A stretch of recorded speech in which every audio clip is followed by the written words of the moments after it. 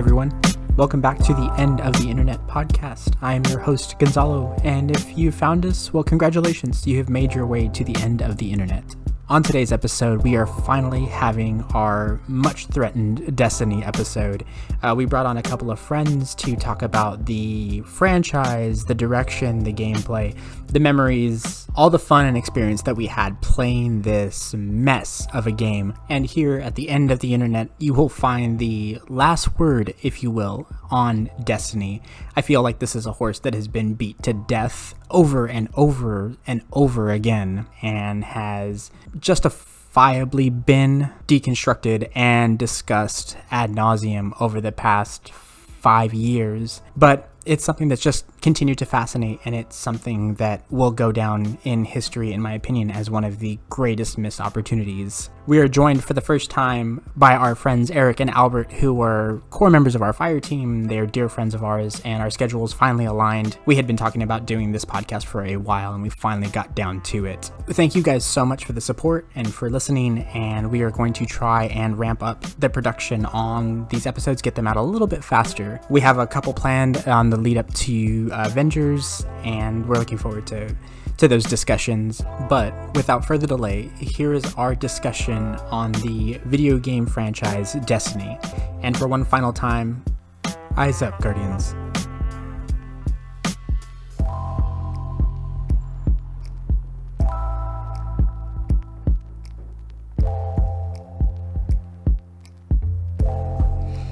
Okay, so this episode, we're going to try something new. We have 2 actual guests for the first time joining the podcast. Yay. Our great friends, Albert and Eric. They are brothers. They are nighttime smugglers. They are nighttime. Wait, did you say smugglers or snugglers? Because they're both. They're both, but sorry. But yeah, so they're here joining us today. We've been meaning to do a podcast on the subject for a while, and it's finally here. We finally got them together, and we have the empty recording studio, as it were, for now.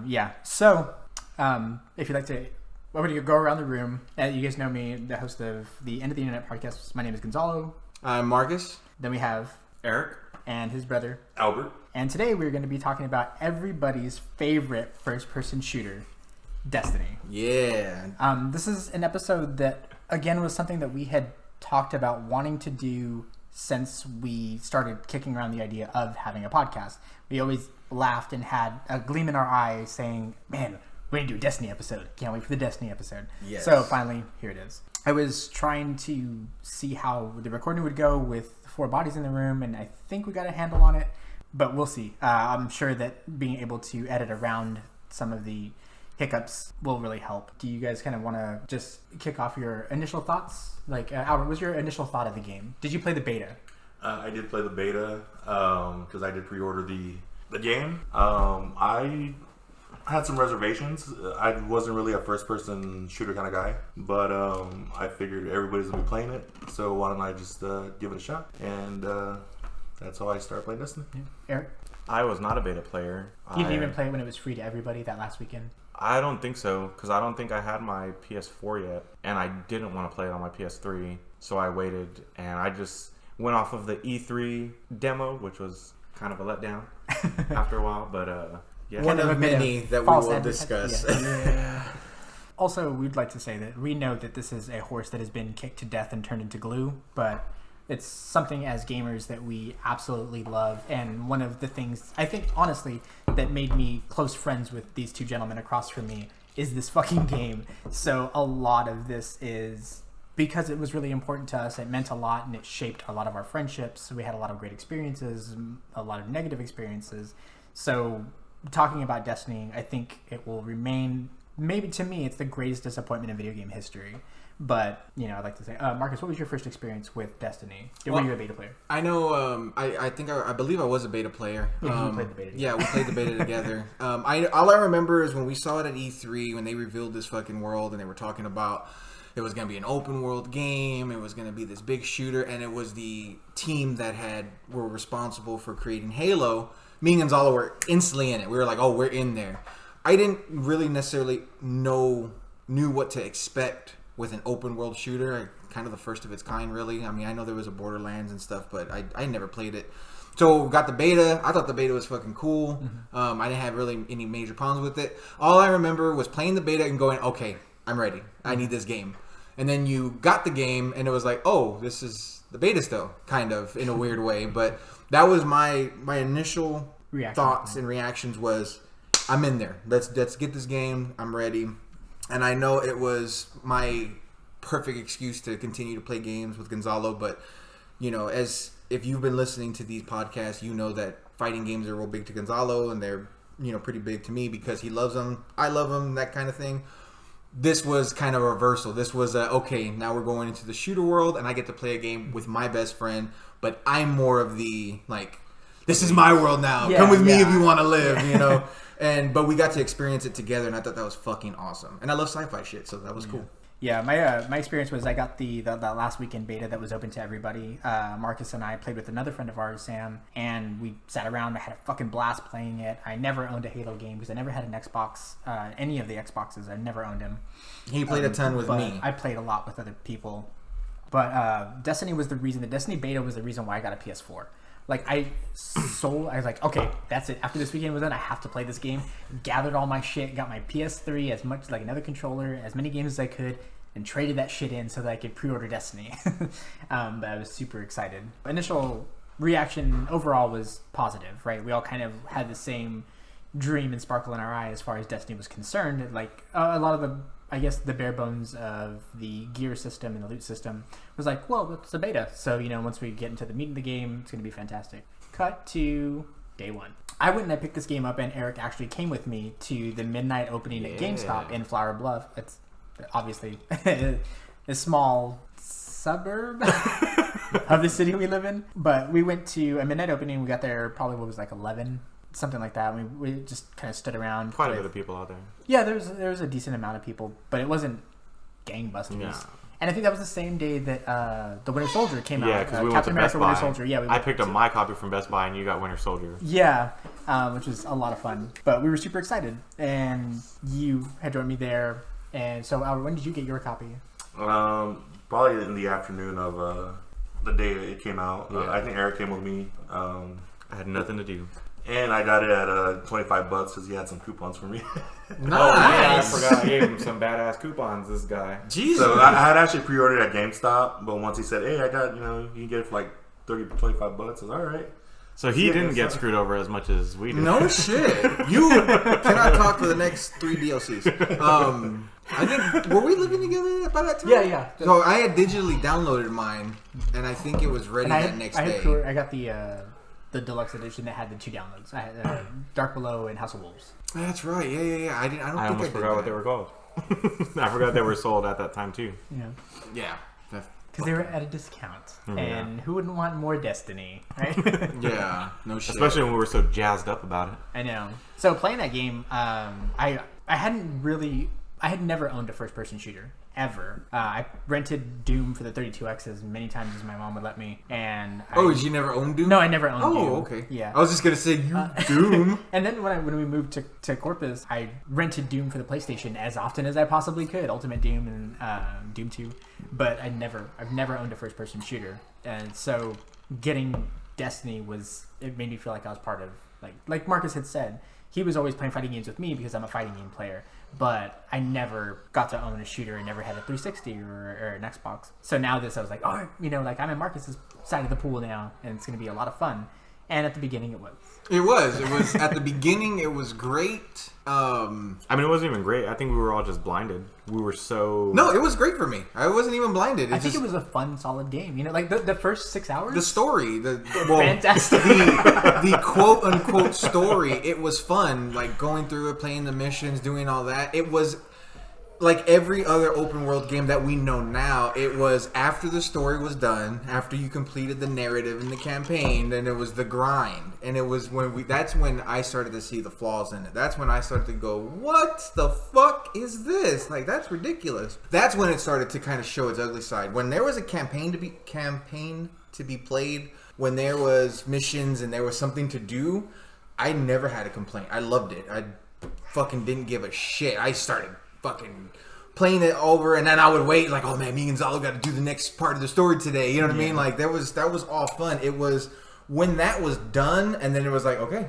what do we do now? Now you can play the game. It's like, oh, okay. That's when I think, in my opinion, it reared its ugly head of the grind on a ridiculous scale. You know, on the what are you gonna go do for the next 4 hours? Well, I gotta go get fucking, what was that stupid Spin metal. Spin metal. I gotta go get spin metal. I'm literally going to fucking farm spin metal and Spirit Bloom and Relic Iron. Relic Iron was the There one. was another one. I Yeah. don't remember the other one. Was there another one? I think Spin there metal, was. There's 4 of them, right? Yeah. Relic Iron, Spirit Bloom.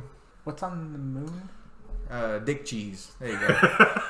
What is on the moon? Helium tanks or some shit. Helium like that. filaments. Helium filaments. That's Remember, I was right. so good at that so into that game at the time that I knew the pattern. To Yeah, grind you for did. him. And I would Helium follow filaments. you. I was like, yo, come with me. We get you some helium filaments. Oh my god, I remember that. We'll try and stay like chronologically. So when you guys started playing, what did you think about that first week? Let's say. As far as the week goes, it's like you said, the first 6 hours were awesome. All the story stuff was really, really cool. The major flaw with Destiny for me at the beginning was, at the time, things were separated, Vanguard and Crucible marks, instead of later it was all Legendary marks. But there was gear that I wanted from some vendors that I couldn't get because I wasn't doing the right activities. But I didn't want to do those activities. I had to do, I wanted to do other stuff, but I needed to do this to get that. And that was instantly in the first week where I was already like, but at the same time, I was so jazzed up that I was like, I'll just make 3 characters and Yeah, that's right. fucking You made 3. do it all on all the characters. So that's what I did until I wanted to start heading into the Crucible, which at the time I wasn't into. But later on, I was like, fucking Crucible, Yeah, let's go. I was a big Crucible. Albert, what about you? I actually enjoyed it. I think I played through the whole campaign on the first day. Really? Jesus Christ. Yeah, I think I did. I just played. Not like it was a and- ridiculously long campaign, so let me fucking redact that Jesus Christ. Yeah, exactly. Okay. Well, for like a hardcore gamer too, like you play video games and you're an actual game player, so getting through that there's hardly any cutscenes, there's hardly any deep story. You and can then kind of fly through Exactly. We woke in the hive. And I wasn't I'm not a first person shooter player either, so I was still getting a hand of the mechanics and my accuracy and all that stuff. But after that, I think the thing that got me when we started after beating the campaign, you hit level 20. And it's like, oh, you can't go above level 20 anymore. It's light level. What is this crap? Why just 21, 22? Was there even light level then? I don't No, even light remember. level if didn't there was come to like the first DLC. It was- or I think it was No, 20 and that was it, man. No, wasn't there still light level because they introduced the raid? No, before it was just the level, and to increase your Yeah, level there was to wasn't get a the light light level level? yet. You had to get. Well, was there a cap? Oh, it was a cap though, right? yeah, there Yeah, was but a you, cap. but you had to get the raid equipment to get the cap level. Remember, you I couldn't. forget You the couldn't. beginning. I You couldn't forget. reach. It's already been so long. You couldn't reach But- the max level unless you were wearing Raid the entire armor. raid set. You had to be See, wearing I all think the that, raid I think gear. that And you that's needed what an irked me exotic then. helmet. Yeah. I think that's what irked me is that I couldn't get Or to that 3 next pieces level. in an exotic. I couldn't get to that next level without having to do something like you said. You wanted specific pieces of armor, and to get to that next level, we had to do the raid. Yeah. But even at that time, we couldn't. And the do raid it. wasn't released until what, 2 weeks after release of the I game. want to say it Yeah. was 2 weeks after. And again, it was what from 30 to 31, and then they released what the next version, the hard mode, and then you got Oh, what was that's that right, 30, 31, 32. Oh yeah. I The forgot real about that. But big bitch of the raid was that that was one of the few places to get ascendant material, right? To upgrade your stuff, but you could only do the raid once a week. Jesus Yeah. Christ. Yeah, exactly. Ascendant Unless you had material. multiple characters, but then Unless- that was yeah. also an extra possibly 8 hours you'd have to spend on that character just to get those materials, just to Give them all to one. just to give them all to one, which was also inconvenient at the time because you couldn't transfer shit from a companion app or nothing. So You had to log in and go to the tower and Oh my god, I remember put it in that. the Put vault, it in the vault, log out, log out. change your character, go back to the tower. Oh, man. Oh, what a mess. Oh my god, I remember that. if you were willing to do that. If you Yeah. were willing to do that. See, I didn't start other characters until way later. I don't think I started a second character until shit. it You might have been realized the Taken Titans were King. inferior to Hunters. Whoa! Whoa! See, even Mason doesn't like that. How How dare you? Fucking. That's why we got nerfed all the time because we were the inferior one guy. Shoulder charge, bitch. Or just because they were like ridiculously cheap and like brain dead that they had to keep buffing them. Yeah. We were as normal activities. Y'all suck. Titan Master Race. Fuck Which y'all. was just funny because like both Hunters and Titans I think are laughable compared to what you could do with the Warlock. Mm-hmm. Yeah, no shit. It was the best. Yeah. Guys, we gotta stop fighting each other. I know, right? We gotta Class. kill Warlocks. No, I didn't start a second character until way later.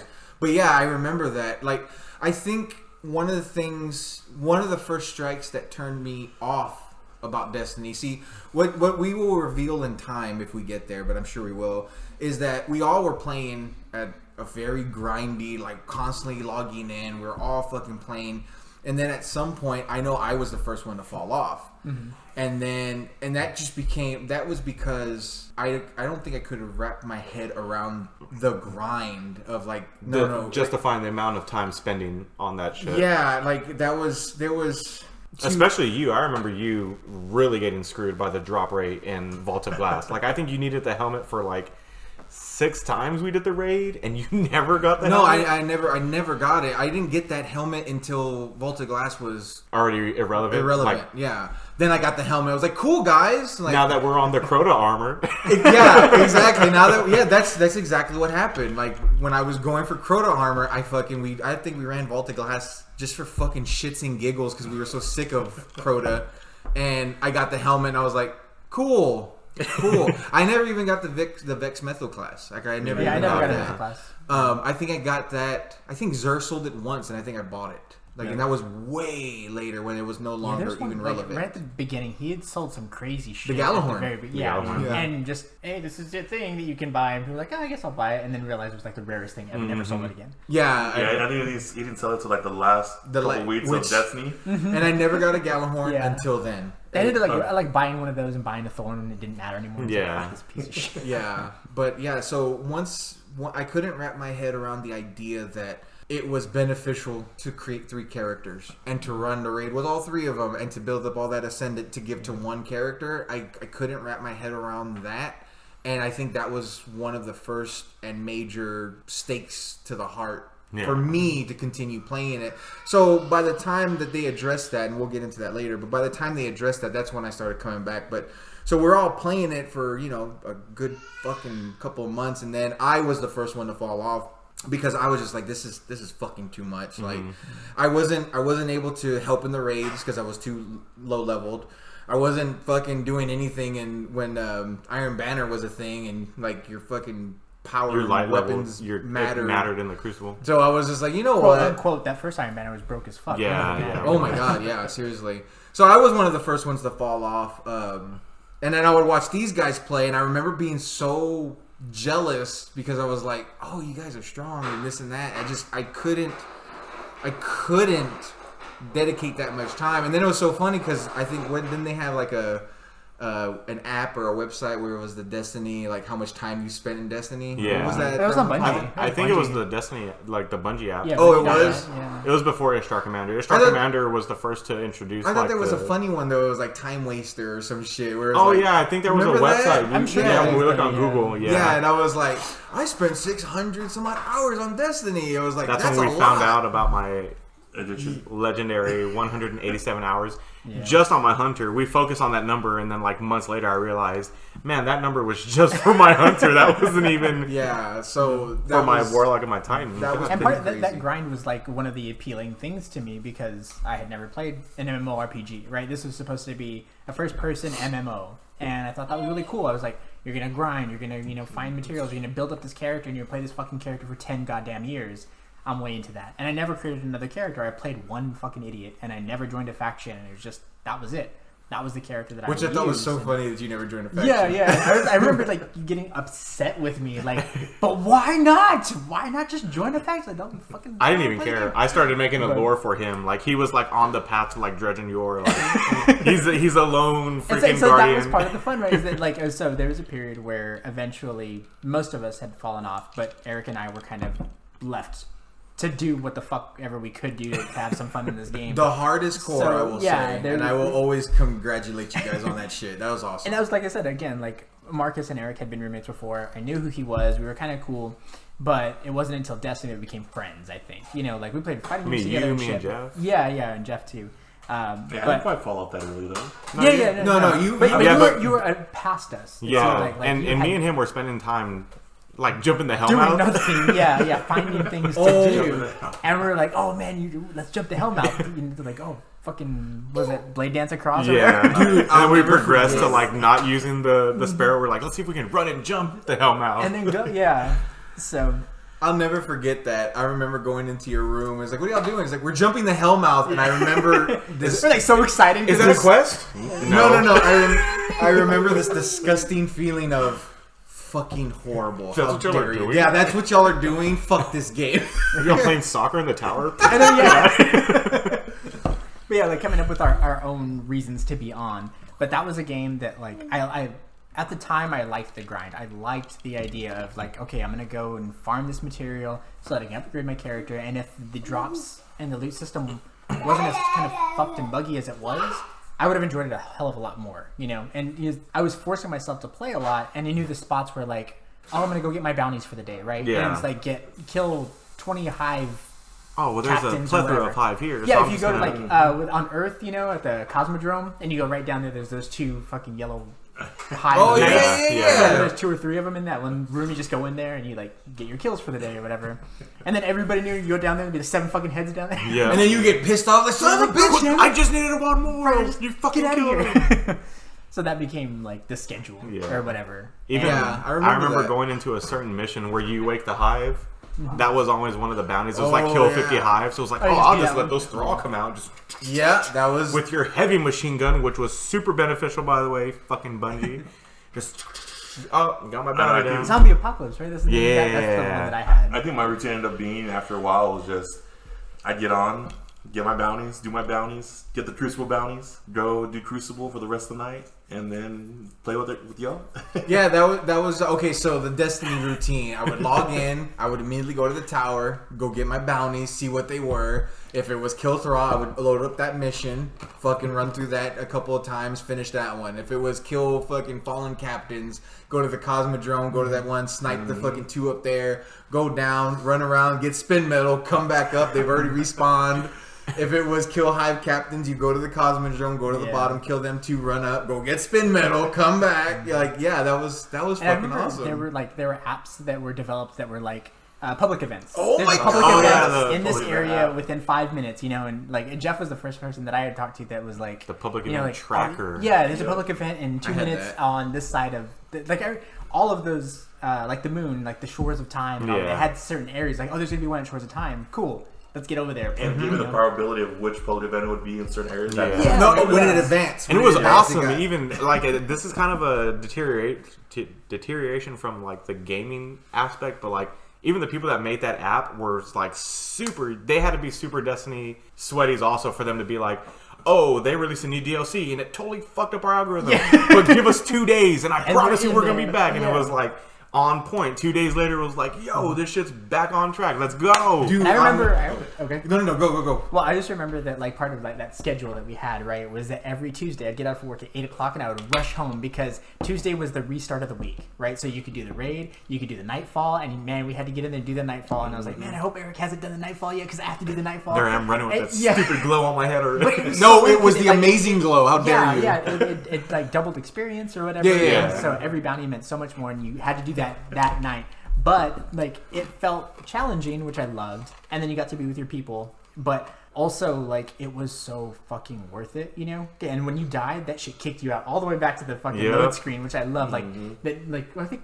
The last Destiny and Destiny 2 both were like if you lose in the Nightfall, you just you get to continue or whatever. Yeah. But this one kicked you all the fucking way Yeah, back this one out. was no mercy. Yeah, Like, all right, scrub, but start over. The reward was totally worth it. Yeah. When you got it at the end, you're like, man, that bonus is so worth it because I could upgrade. Yeah, you would or level up. Level up. Yeah, you're Even it would even help you level up your classes. But not just that, it was the first time that I ever would see people in the tower with that glow. I was like, oh fuck, they did Yeah. Nightfall. Yes, I did they the beat the Nightfall. Nightfall because those Nightfalls, if you didn't have the right weapons, if you weren't strong enough, if you and your team weren't communicating, if you didn't know how to play your class. And even if you were cheesing, you were still you could still get fucked. Yeah. Yep. So yeah, that was the first time, and I'll never forget the first Nightfall I was able to complete, and I got that glow. I took so many screenshots, like selfies and shit. It was like, look, I'm so awesome at my this. computer's littered with screenshots and videos from like that first year of Destiny. So many good memories. So many. Do you guys remember starting the fucking dance party in the tower? Yeah, because I have that videos video's of still that. on my Facebook. Like you like deep dive into my Facebook profile. Like there's that video. Oh man. Yeah, We got that kind of like when I before watch it it turned now, into a meme. like when I think about it, it's like we got it. There was a few people there. You know what I mean? Like it wasn't something that was just kind of like it was like 3 of us. Yeah, it was like No, 12 there was- people. no, there was like 12 There was like people. 4 of us and then 12 randoms or some shit. And I was Yeah, and like, we're oh like- my god. Yeah, somebody says like, let's see if we can make it to the speaker. Yeah. Oh, yeah, the I line remember of that. people. Yeah, we were gonna I try and remember dance that. all the way to the speaker. Shoot, I remember waiting for Zer's reset, and me and Ricardo were the only 2 playing at that time. Like at that time, hour of day or whatever. It was like 4 o'clock in the morning after the reset, and just like a whole line of us going across every edge of the tower, waiting for Zer to pop up, and you would see like. Because people that weren't on your team would come out as little blue dots on the map, and you would just see a fucking line, and everyone's just going like, You are like, I think I know where Zur is.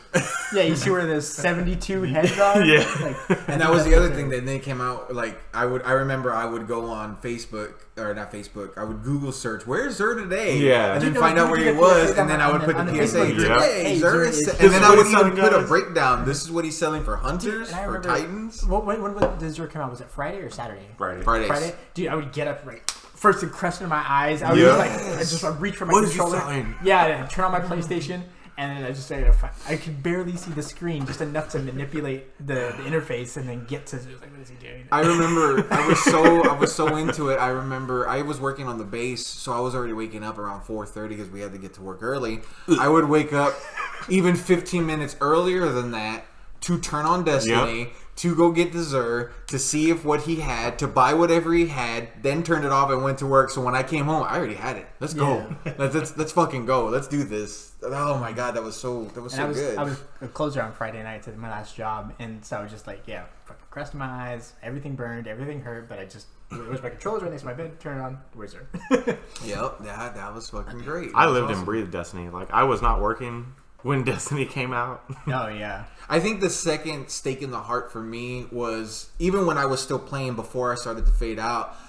You like, and I know that you guys were always up to do a Nightfall, but it always sucked when it was like, oh, Gonzalo, Eric, and Jeff already completed a Nightfall. It's like, oh, okay. You kind of less It's motivated like, now. Yeah, no, I was, and it's like, okay, well, who did it? And it's like, well, and I was like, I already did it twice. I'm like, Meanwhile, I'm over here like I got 3 characters. Let's go. Yeah, and I'll do And it. I was like, I'll do it again. I was always, yeah, I was but always up for but it. I don't know why it was always so like not heartbreaking, but just like, oh, y'all already did it. Yeah, because it wasn't Okay. like And you y'all were first. Because you're not Yeah. experiencing it together. Yeah, and it was for always the first time. You know what yeah, I mean? and it was always like Eric was always down. I'm gonna say that he was like, dude, I have another character I need to do it with, Mm-hmm. and even Gonzalo was like, dude, I'll do it again, but it was always not as shiny. It was Yeah. always like, oh, Especially I would see the right. glows on your head. Especially and I even was- for me, like that's not my main character, so it's kind of like, oh, are we? Dude, that's are the we other really thing, good too. friends There's- if yeah, you're not doing your That's main? the other, yeah, it was There's- like, oh, I still got to do it with my piece of shit warlock. Yeah, and Like, there was a oh. time, the handful of times that I didn't get to do it first, and I was like, I don't want to do it. Yeah, I don't want to do it. Like you, I don't need it this You week. felt dirty. You know, Alright, like so- I'm not your leftovers.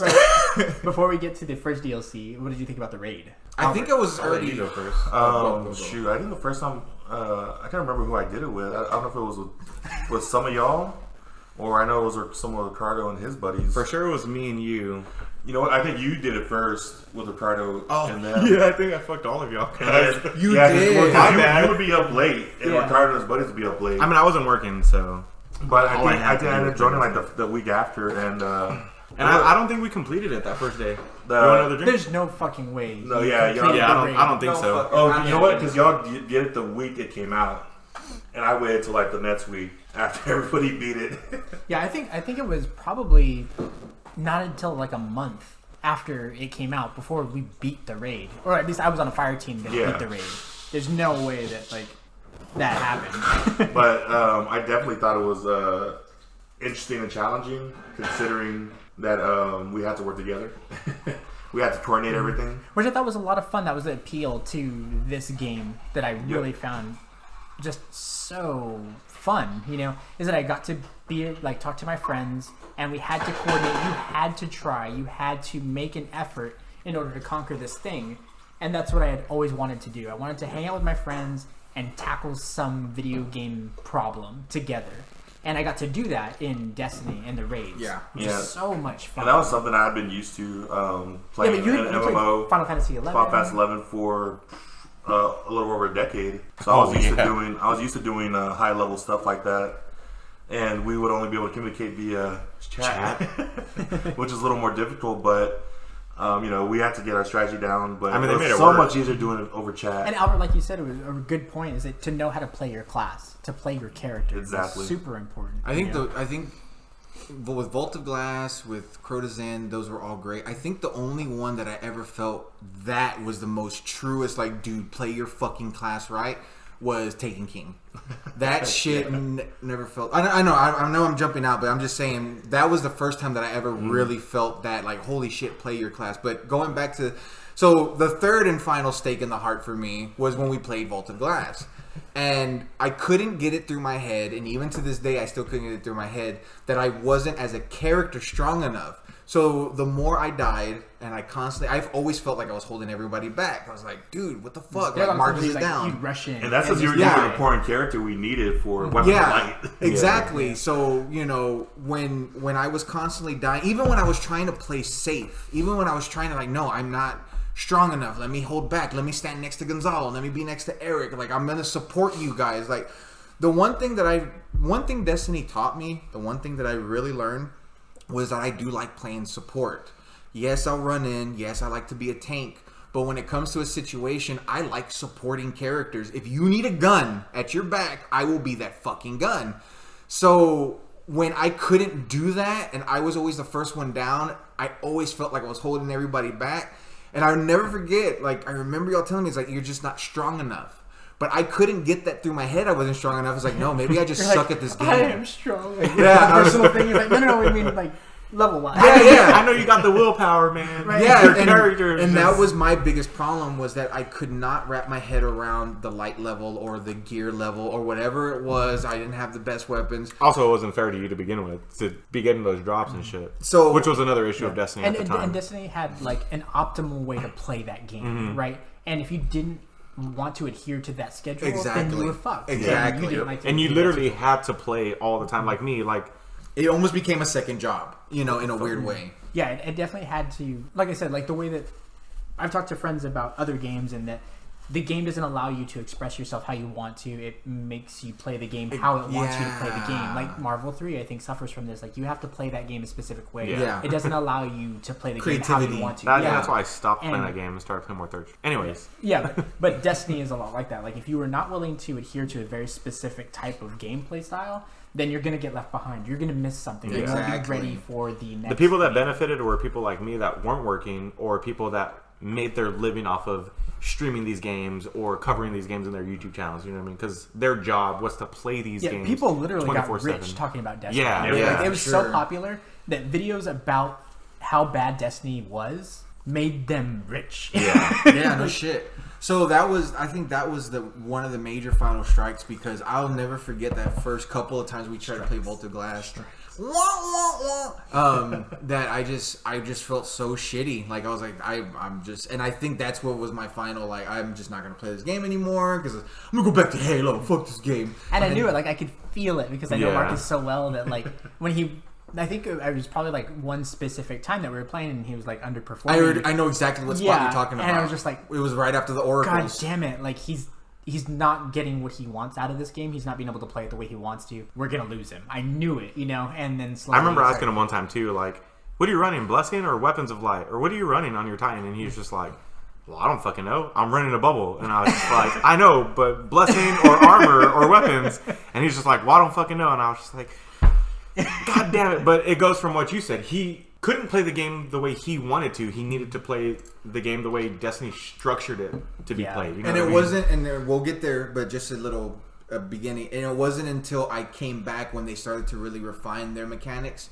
I'll never forget when they kind of fixed things and they were getting a lot better and they were getting smarter with stuff. After taking King. When we went back to Vault and I was actually able to play that with y'all, man, that was the funnest fucking thing I've ever done. I was like, holy shit. I wish y'all would have played with us at the end when they started adding like those challenge modes to all the raids. The challenge modes to get the it made the Vault We of did. Glass I played a with little. y'all with that. I think you did, I- but I don't. I think never did. All of us played together. yeah, I agree. Yeah, that Vault was of Glass- fucking fun. I don't know, redacted, I guess we'll call it. Fucking was like awesome. Redo. Yeah. It was really fun the way they changed all that stuff. And I think that those things should have been like, from the get-go, something that changed constantly. They should have gone, this is the rate that we have, and instead of making it a weekly thing, every week within a month, there'll be a change here or there. You know what I mean? Which would have been phenomenal. It would have made it fresh for everyone. It would have yeah. made it more of a reason for you to grind for that helmet versus just like You here we just go, need it. doing the same old shit to not get this helmet versus like, oh, at least there's a variety to what I'm doing now to try to get this helmet. You know what I Like, mean? it would have been cool, especially when they got later into Destiny, when they started doing not just the challenges, but when they started doing, like, I think it was with the strikes and the Nightfalls where they had modifiers. Like, that would have been cool. It's like, oh, this week's raid, the modifier But Nightfall is... always had the modifiers. Yeah. Nightfall did, yeah. Yeah. Nightfall.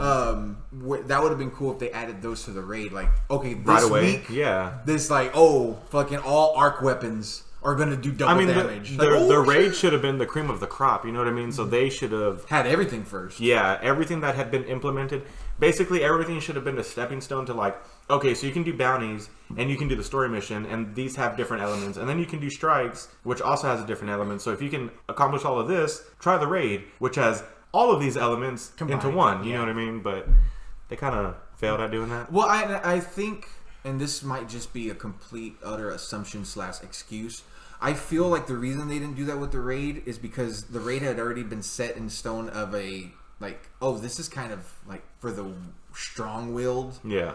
And they were like, we're just not going to touch it. We'll give you all these modifiers. I think we'll they give you all didn't this cool touch shit it. in Nightfall I think and strikes. the raids were set in stone, like you said, before that one guy left. Oh, yeah. And then after he left, they were like, no, well, we'll just leave it like that. And that was kind of the downfall. That's another one. Getting into the back end of the creation of Destiny is another part that we'll get into. But I just kind of like want to go through like our gameplay experience through the timeline. I think that Vault of Glass was My breaking point. was Martinez's breaking point. There was it's rare in video games that I felt such a sense of accomplishment with like compatriots. Then when we'd like finish a part and then you'd move on to the next, and like you would see that like everybody got something. And we're like, oh, and we'd all be cheering. Yeah, I was like, yes, okay, on to the next part, and we'd all roll together, you know. And like people would get exotic drops or whatever.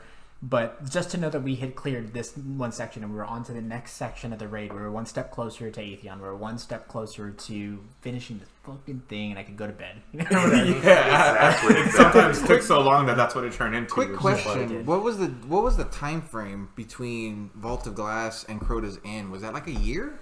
No, I think it was a couple months, It was right? like 2 months or 3 months. Yeah. 2 or 3 months only? Oh, okay. Because I think. Because I feel like it came back with Crota's End. Well, I But- think. No, I think you hadn't really left yet. Yeah. By Crota's End, we were still playing because we never really bested Vault of Glass. By the time Crota's End came out, you know that's how like hard Vault of Glass was. I mean, I and know- how much of the grind we had to do. I know me and Eric had beat Vault of Glass. I mean, because we did play with Ricardo and then when they cheesed it. We had beaten Vault of Glass before. And then I think you joined us at one point. I think after the cheese, and we beat them legit, which was Nice. so fucking great too. That felt so good to beat. Oh, I'm sure. Atheon legit. I'm Yeah, sure. I think I played 1 or 2 Atheon matches before they fixed that cheese with the teleporters and the time and shit. But I remember playing a lot of Crota too.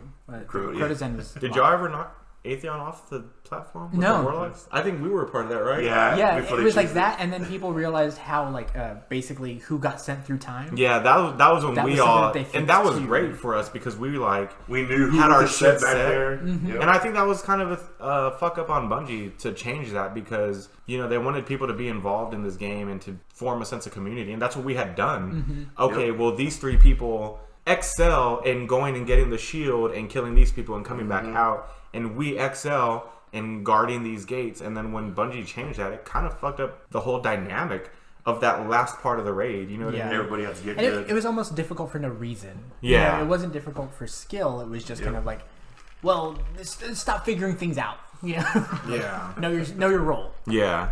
It's kind of like how you go to school and they're like, well, show your work. How did you get that answer? But then Bungie was like, no, don't do that. Just fucking do it. Yeah. I don't care if you cheat. Just do it. But I remember not necessarily loving Volta Glass. And Volta Glass is where I got my Fatebringer. Volta Glass is where I got Vision of Confluence? The Last Word. You didn't get Vision of Confluence, right? Which one was Vision? I got a of Last Confluence? Word Scout rifle. really Solar early. powered scout Oh, rifle. that's right. I got my okay. 18 on Epilogue. I got an Atheon's Epilogue there too. Fuck that guy. Use that to get my Your Thorn? Yeah, I did use that. Which I broke mine down because I hated it so much, and then it was like a week later, fucking Albert's like, oh, I just used my Atheon's Epilogue. I was like, oh, it was fucking goddamn. So mad. And then they fucked you even Yeah, worse. it was And then they void fucked you kills. even worse. And they were like, "Hey, guess what? No primary weapon has any elemental damage." Exactly, except for that fucking one. Never got it again. I was so mad. But That is too funny. I remember deleting an exotic like the Pocket Infinity or something that you couldn't get in year 2 Destiny, and I was like, or the Plan C or something like that. I think it was Plan C. No, I think it was Pocket Infinity. One of those. Because piece of Plan shit C, I guns remember never used. getting in year 2. Jesus Christ. So yeah, I think around right when Volta Glass was kind of at its apex is when I started to bow out. And so I'm assuming that I was kind of bobbing in and out because I remember playing some of I think you and ducked out before Taken King, like right before Taken King came out. I think Taken King is where I it came was like back. before House of Wolves that he had stopped playing. Okay. Because Taken Because King Dark is kind Below of had what Crota's you- End. Yeah, Dark Below was. And it Crota's came End. out before He House came of back Wolves. for Taken King, as I remember we were trying to get the Stolas Yeah. Triumphs. Oh yeah. No, yeah. I came back for House of Wolves because I played a fuck ton of House of Wolves. Yeah, before Taken King, that's what I'm saying. Yeah, Yeah, I'm yeah, trying yeah, to yeah, join yeah. your House of Prisoner at Wolves. Elder. So Prisoner I think what it was. Oh, that's is right. I was It's gone one of my for Crota's greatest End. failures in Destiny. But when House of Wolves came back, I came back, and then we revisited all that shit for me. I think that's what it was. 'Cause I remember you guys were like, "Oh, this is how you do it," and I was like, "Okay, cool." And y'all just shepherded me through. And I Not was to like, mention "Fuck yeah." Eric would solo half the Crota's raid No. for you. Oh, yeah. That's why you. I was did like, do yeah, I'll that. get y'all to this part. Yeah, that's when right. we get to that part, just stay there and I'll cross the bridge by So myself. that makes more sense. So right around Vault of Glass is when I started to duck out, and then I was gone, and I came back for House of Wolves, and then I was really back for Taken King because I remember fucking screaming at the hilltop, "Taken King's the best fucking thing Yep. Destiny's ever did." I do remember though You trying and to. Sonya. I love you. I do remember trying to get you through Skullus, and that goes down as one of my like personally Dude, my remember- biggest was defeats. it the three of us? It was It was me. y'all It was three. us Yeah, three. we were trying And to get the records of triumph or whatever. Yeah, Like, the moments of triumph for year 1. for year 1. And that's all he needed, I think, was I Skullus. needed that And you too. Yeah, we just Oh, needed to. God. I think we tried. Remember? We tried The for reason I like remember that is shows. because I know me and Eric and Jeff had just did it like Yes. the week before. Yeah. And then Eric And was then like, he was "We'll trying to get fucking y'all- do we'll it," and do we it. We got didn't. this. Yeah, and I was But like, we have been trying forever to do that fucking thing too, and we just got lucky when we beat it. I swear we got lucky. I'm pretty sure Like, it was everything luck. was just in our I favor. remember that. And I remember like we were all dead, and I don't know if it was like me or Jeff that was alive, and Somebody stay saved alive, us. Yeah, stay alive. I'm gonna revive you. I don't Yes, care. like this little bit of life. Oh But my I remember God. when us three did it after that. That goes down as one of my greatest defeats in that game. That- because yeah. I Dude, tried so yeah. hard to get you through it. I remember even switching to my Warlock. And it's funny because, and I'm not trying to be gay or nothing, but like, man, sometimes I have dreams of this Reject shit. that. Sometimes I'll wake up and I'm just like, fuck. I remember. Like I let them down. Yeah, I don't know if you remember, there was one time we were already defeated. Like, we had already lost to Skullus like beyond a dozen times. And Oh, yeah. you could hear it in everyone's voice. We're just like, let's do it again. You know, And- well, real quick before you finish that thought, I remember going, "Oh man, Eric, me, and Zalo." I say 3 tries. 3 tries. In my head, I don't know if I said that out loud, but in my head, I was like, "We'll do this in 3." I'm So sure when, we like- all thought that. So when No, 6 I came knew it was around, gonna be a grind, but I didn't think it was gonna defeat us. You know? yeah, and it was the greatest defeat. And I was like, I in remember Destiny. switching to my Warlock at one point. I was like, you know what, guys? I think I need to change the pace. I'm going to switch to my Warlock. I can self-res. Or I don't even think I even told you guys that I could self-res because I wanted to surprise y'all. But I remember, like, we had Skullus to, Well, like... see, I knew you were gonna I already knew you self-res. had self-res. Yeah. Because my thing was, when you switched to the Warlock, I was like, and that's the game changer. Yeah. We're going to beat him now. I remember we had him that. down to, like, a quarter life. And Marcus was the only one alive. And we're like, come on, Marcus. You can revive us. And then he died. And he was just like, well, I guess that's it. And I was like... not today. I literally said that in the chat, and I self-res, and y'all were like, Oh shit! and then I think before I even got to resurrect anybody, I got killed, and You I got was just like, fucking murdered. I remember that. I There remember can you be no res. true despair without hope. Yeah. Like, so they let you self-res and then killed you. I let the counter go down too to like 1 second. It was like, I'm up, motherfuckers. God. And we That's still how I didn't do remember it. saying. I was like, oh man, you got it. It's the same setup we got. Yeah, I was like, I'm gonna go to bed. Y'all got it. Yeah. And it was like, yeah, we're gonna get it. I think y'all tried for like a whole week straight, right? I think we- before the I think I trial. think it was like 3 or 4 days. Yeah, I think it was like 3 or wasn't 4 like a week, days. It was like 3 or 4 days. Yeah, because it was right before everything was. It due. was yeah, right before that deadline. Like, you can't get the moments of triumph after this day. It's like, we gotta go. I think that was the very That last was- day, actually. That I was think. the I do remember only y'all thing trying to I do it last didn't day. have was the fucking skull-less one. So when the next part started, I was just like the Yeah, and you bastard guys, child. you guys had your banners. Yeah, y'all had your you had like a banners. moment of triumph banner, and like we were both kind of. Was it like the Prima Laureata or something like that? Some shit like Something that. like that. And I just remember going, I was there fucking in the beginning. Fuck y'all. I know, But, here like, I am. okay, so like that kind of like reminds me of some of the joys of that game is like playing a Nightfall, right? And you're getting chased, and 2 of your members are down, and you have no shield left, and you're like, I don't want to start all over again. And we're halfway through this Yeah. fucking thing, and you're running around, and you just finally like, okay, I can be rezzed. So someone slides over, and they fucking resurrect you. And you're like, oh, we're up, and then 2 people are up, and that just it snowballs in the best of ways, right? Yeah. Oh Because my you God. like you start to get then you get your 3rd person up because you have 2 people watching that person's back.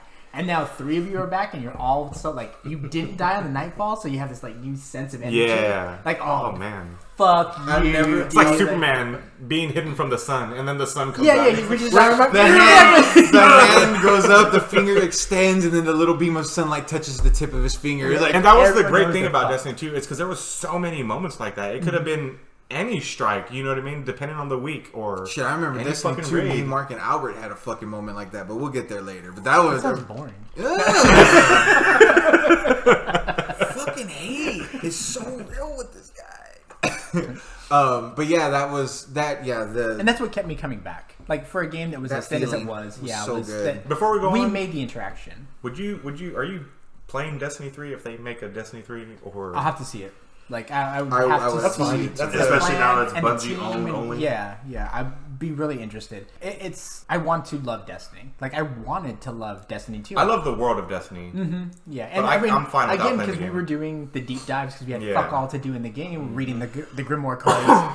I remember going to certain websites that wasn't Bungie; they just had all the lore. It was Yeah, like, here's all- all of them. So I spent Uncomplicated. 3.5 hours Yeah. reading almost every lore card that I could. So I had this rich knowledge of like oh look world. that like the Fallen, all the different houses they had different colors on. Yeah, it. yeah, But yeah. you don't know that playing the game. But if They you don't go tell you, in, yeah. we Even, like- know that it's like that's the House of Kings. That was That's one of the that's things that King got me faction excited for right there Destiny because they had 2. yellow fucking scarves or whatever, and it made the game better. But we had to fucking do that, Yeah.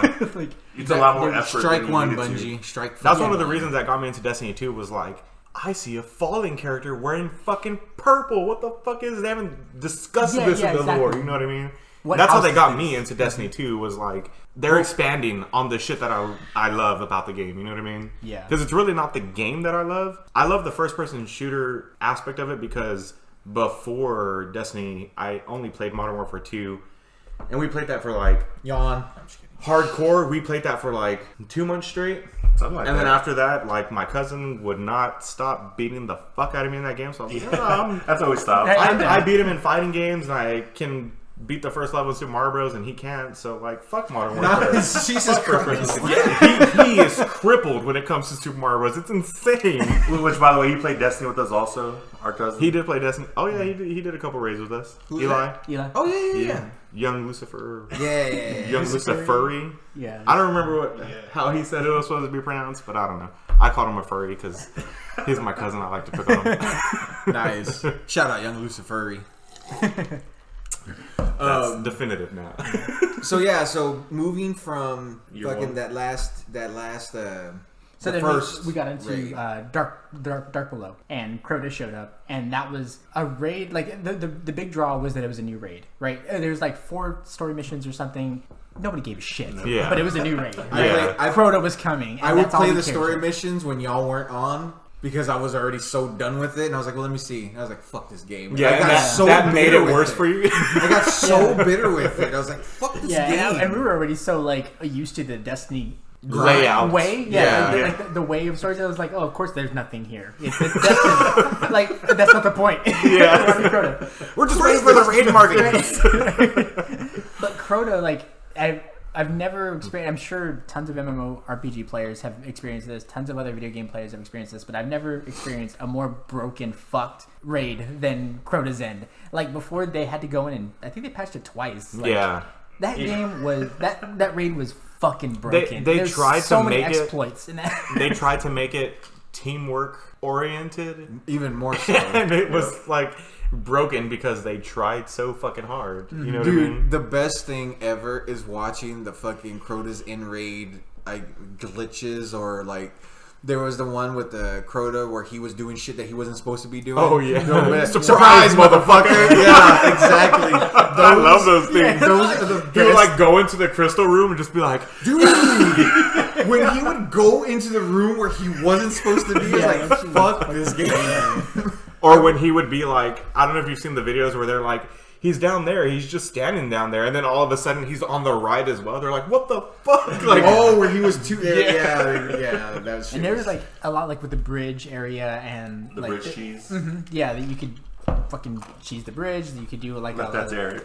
at the very beginning, you could like jump on one of the lamps and it would blow you to one side of the Yep, you could just I did run that. invisibly like across the fucking thing Yep. and get to the end. Oh my god! I forgot about you that remember? one. Like every section was broken. Yeah, in that each section grid. had. remember- Dude, let me tell you how fucking bored I was and how much time I spent in that raid. I spent so much time in that raid that I unlocked that first door where you have to run from the hive and do the detonating of those things or whatever. Turned up the brightness on the game, turned up the brightness on my TV, and instead of going through the gate, I went backwards and just like landscaped every single part of that beginning of the raid. I found all 6 or 7 fucking doors to that fucking treasure chest. Yeah. And I knew exactly where they were. So if I didn't have enough time to like, oh, I'm gonna start slowing down at this point, I couldn't make it to any of those fucking doors. Dude, I remember spent so much watching time you. playing I that remember shit. watching you fucking like do shit by yourself in that. And I was like, is this the raid? That's the only thing I have posted on my YouTube profile. The only one video that I have posted is me getting that chest where you have to beat the shriekers and then get into that door before it closes. Oh my god! I was so obsessed with it. I know that. Crota video was well. like the peak of my Destiny fandom. I was all about it. You couldn't even talk to me like, hey, how was your day? Well, fucking Destiny, let me tell you.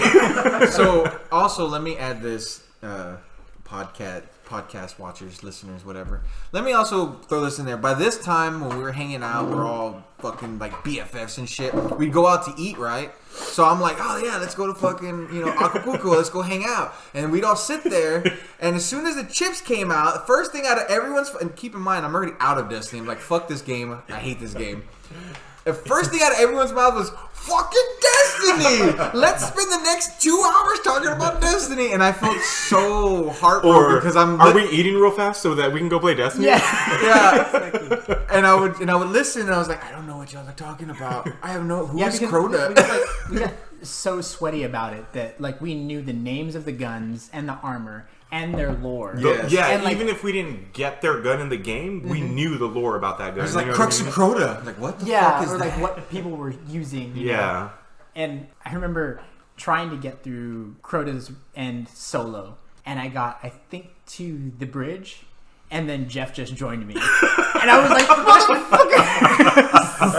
I was so mad. He's like, "What up, guy?" And What are you doing? every single time that I solo ran Same thing with you, right? I would, after the first time he did that, every single time I was like, all I want to concentrate is on my solo run. This is like equivalent to me and my Ninja Gaiden speedrun.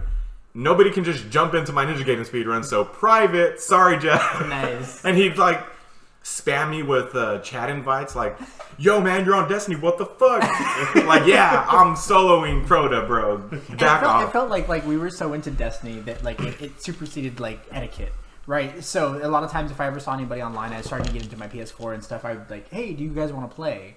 But when you're playing Destiny, people just fucking join your fire team. Yeah, you bypassed 99% of the time, I was so thankful. Like, I did not care if anybody joined. Just like, oh, Dark Mav has joined your fire team. Just fuck yeah, let's go. But he got you that 1%. But the 1% was Jeff joining me when I was soloing the fucking raid. I was so proud of myself. He was like, "What's up, buddy?" And you're just like, I was like, hey. Just not even talking. Are you there? Gonzalo? Are you good?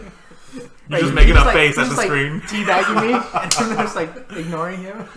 That's so fucking funny. Oh, man. But Dude, yeah, I those thought were good there was a lot times. of cool stuff in the Crota raid too. I thought the raids were where Destiny really shined. That was one of my because favorite raids. It Crota was cheese. it was a hard puzzle to solve. Crota cheese. It was full of secrets and difficult gameplay, and it caused like the best parts of it to come together. My fire team, we got to talk to each other and work with each other and have a reason to go and fight a thing, and nobody could kind of do it with their eyes closed. I So think it was always a story-wise, that challenge for us. as well too. I that thought the story was fucking awesome. it was an awesome. I wanted to be there killing Crota versus like Atheon was just somebody the Vanguard was like, hey, go kill this guy. And I was like, okay, I'm gonna go kill the Vanguard.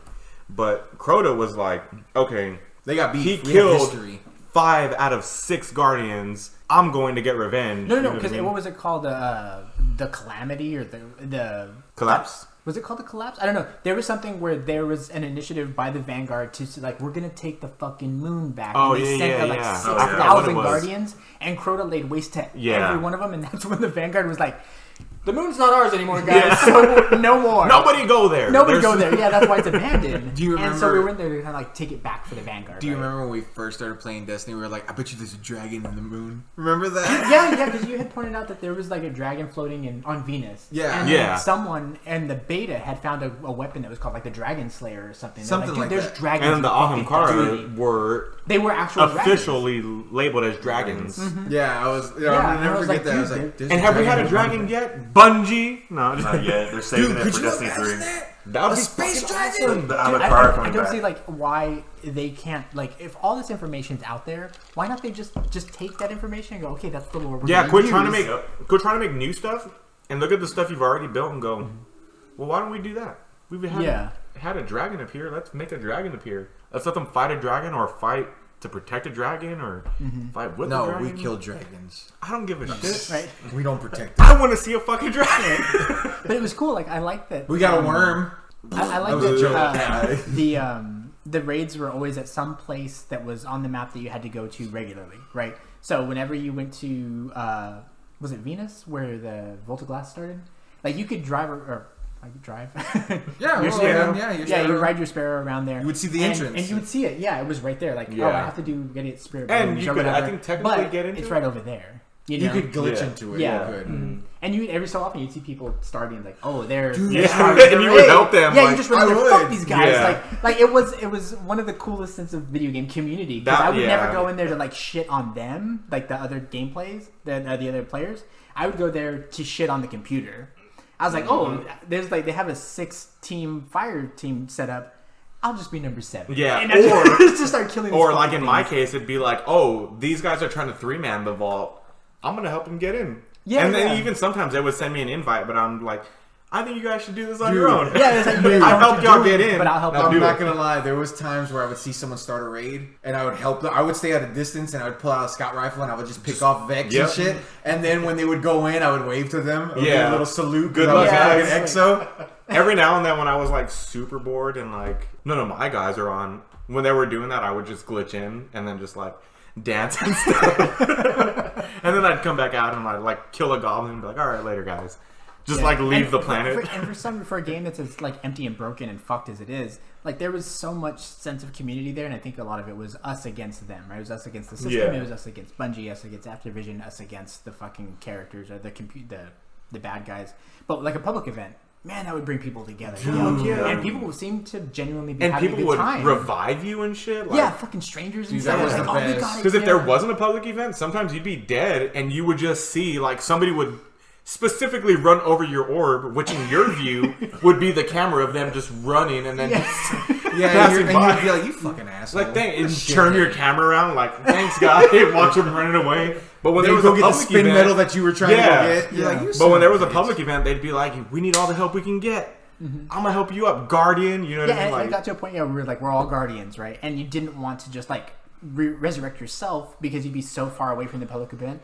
And there was enough players there that somebody would pick you up. Yeah. And 9 times out of 10, someone picked you One up. of my favorite things in a public event, or when they introduced the Taken public events, where it'd be a public event and then a Taken would fucking spawn.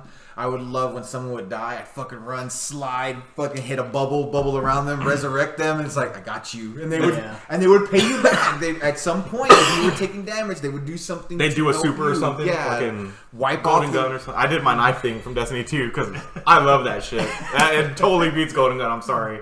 That's like the one thing That's that a Destiny bold 2 statement. has over Destiny 1, in my opinion. Because Destiny 2 is, for lack of a better word, fucking garbage. It's just but the vanilla. one thing that they have So that I simple. love is But, okay, so the Destiny, new super. Sorry. But Destiny 2 to me is like the Age of Ultron. So Age of Ultron is a better movie than Avengers 1, but it's so mediocre. Avengers 1 is this fucked up mess that I And love to although hate. I hear Forsaken is still great, it wasn't enough for me to come back. So I agree with you on that. Yeah. Okay. Fucking public events, the community at large was like all we had was each other. Yeah. And I kind of liked that. I That liked was that there pretty was awesome. like we can only lean on each other because Yeah. fucking Bungie and Activision don't give a fuck about us, So and the gameplay is really solid, And that was the first competitive first-person shooter game I played online. Like, I played a fuck ton of Halo with Marcus and his crew and his friends at the time, and I'd get washed all the time. But it was fun. But this was on a grand scale. We played the fucking Crucible. Man, that was good. Talking to Shaxx and getting in there, man. I was down for that because This is why we have fire teams. yeah, I would love I if we am were doing a, so well. a competitive person, and I love competitive multiplayer games, and Destiny was rife with that shit. And Yeah. it was cool because I had to come up to everybody else's level. I was not a great first-person shooter player, which Not means like I in had fighting all this games. room to improve. Exactly. I was in your boat. I never played a first-person shooter online. Except for Modern Warfare You 2. never I did? mean, You no, liar. I mean Modern Warfare, but again, even then, I was We going played with Modern Eli. Warfare. We played Modern But- Warfare 2, but it was either with Eli or against Eli. Exactly. Because I remember thinking in my head, I was like, man, if I'm on a team with Albert and Iron Banner, then we got a shot. Yeah, Like, we had you're zero good in that. experience. You never really? Yeah, we had zero. Yeah, I've Modern never Warfare played 2, the first- that 2 yeah. months of Modern Warfare 2 was like the alpha and omega of our experience. I didn't play Doom. I didn't play anything pre-PS3 that was first-person shooter, except for maybe like we played Army of Two. You know what I mean? That's not a first-person shooter. How dare you? I mean, It's like, I don't No, know. thanks. I played Nick Kids. And I avoided the Crucible. Like, Played all the and gold. so did I. I avoided the Crucible too. I was like, nah, I'm not gonna play the. I don't need to. The game doesn't require me to. And then y'all started playing. Like, hey, let's play some Crucible. And Like, see, "Yeah, I'll play with even when Squad." I was about to dip out, that was the only thing I was playing. And Like, Crucible's you did still simple playing ass Crucible because there was Yeah. no light level, no nothing. It was just skill. So it was like, Exactly. that's the only thing I'm and that's good at. still the only thing that for like the past 6 months since Destiny 2's been out. Well, I mean, I know it's been out longer, but like the past 6 months, if I ever log on to Destiny 2, except for recently, it's because Albert bought the annual pass. But before then, it's been like, I want to shit on some people because the Crucible showed me that like I'm better than I thought I was. You know what I mean? And as soon as that first person I killed was like, you're fucking dog shit. Yeah. I And that's was the- in love with the Crucible after that point. I You know I what think mean? that like the shared world shooter is, I think that's Yeah. what they call it now. Yeah, Isn't that- like Anthem. that's or what something Bungie like calls it. that? Okay, is that Open, what is it? Open world, open world loot. live service, live live service service shooters. shared world shooter, whatever. Yeah, all of But that. like the cool thing about that is that it provided a space for the community to make cool shit happen, right? It's kind of like Evo every year. Like you give them the venue, you give them the space, and hot shit will happen. Let them make their magic. Yeah, You know and what I so mean? so the community came together, and especially in Crucible, like you had some of these fucking memories. Like God, there's like kills that I've memorized. I didn't clip them because I'm an idiot, but there's kills that I've I memorized. still that have clips on. Oh no, I deleted them. But I have Destiny 2 ones. But the Destiny 1 fucking. No, I have to, they went from my PS4 to a hard drive to my computer. They're with me for life. Like when I have a funeral and my rosary, don't put pictures of me and my family. Put Your my Destiny fucking highlight Destiny reel? highlights. Nice. I think the only videos I still have saved somewhere are on my Facebook or in the like when I have like 3 years ago, 4 years ago, like. And I wish you guys would have recorded stuff I wish I had. just to be like me and Eli, how we posted. I don't know if you guys remember, but we had posted when me and him were doing Trials of Osiris with his buddy. And you fucking beat it. Trials of And, Osiris. and I think I made a mistake. It was technically my fuck up because I started paying attention to one guy when I should have kept my attention to another guy. But eventually I'm like, fuck. I catch my mistake mid-game, so I start going back for that other guy, and that other guy, I guess, is running away to let his super recharge, and it recharges.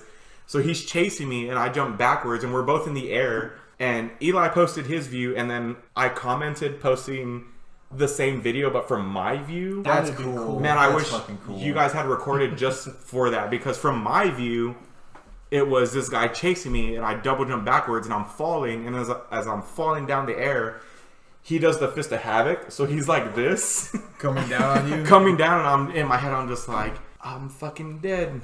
We lost. We were not going to get our perfect trials run because of me. And then all of a sudden, he just goes, poof, and just falls on his back. And then from Eli's video, he's like, and you just see this guy Fist of Havoc, and he's just like, one shot, done. And I was just like, oh my God. Damn it. And that's the only reason that I wish you guys had recorded videos is because we could post or even... Yeah, it would have been cool to have different perspectives. Yeah. Yeah, or edit them together. It's like, oh man, that would have been so fucking cool. So next DLC was House of Wolves. What did you guys think about it? What was it? Story was short, like usual. It was cool, the little trailer for it, though, like the little cinematic. Oh, yeah, that was Yeah, actually that the was cool. snow and shit, Yeah, right? that was really cool. It starts with that big monitor. What are they called? The big orb with the purple light. Anti-monitor? Like what is he called? What was that? Servitor. Servitor. Servitor. Yes. Servitor So, Prime. I feel so disgraced right now. no, We they, haven't they, played they for let years. us down. We didn't Yeah, let them down. you're Fuck right. that. You're right. Fuck you, Bungie. Or Activision. I'll say Activision. Fuck them both. Both. Okay, Bungie fuck did- both of y'all yeah. niggas. Now we're just hoping Bungie redeemed themselves. This is what I hope. Yeah, there was a lot of, what was it, like public events with the House of Wolves. They would come down and you had to go and like fight them and all this bullshit. It became bounties. There was also something before House of Wolves. I remember before Dark Below came out, there was like the Sword of Crota would pop out during public events.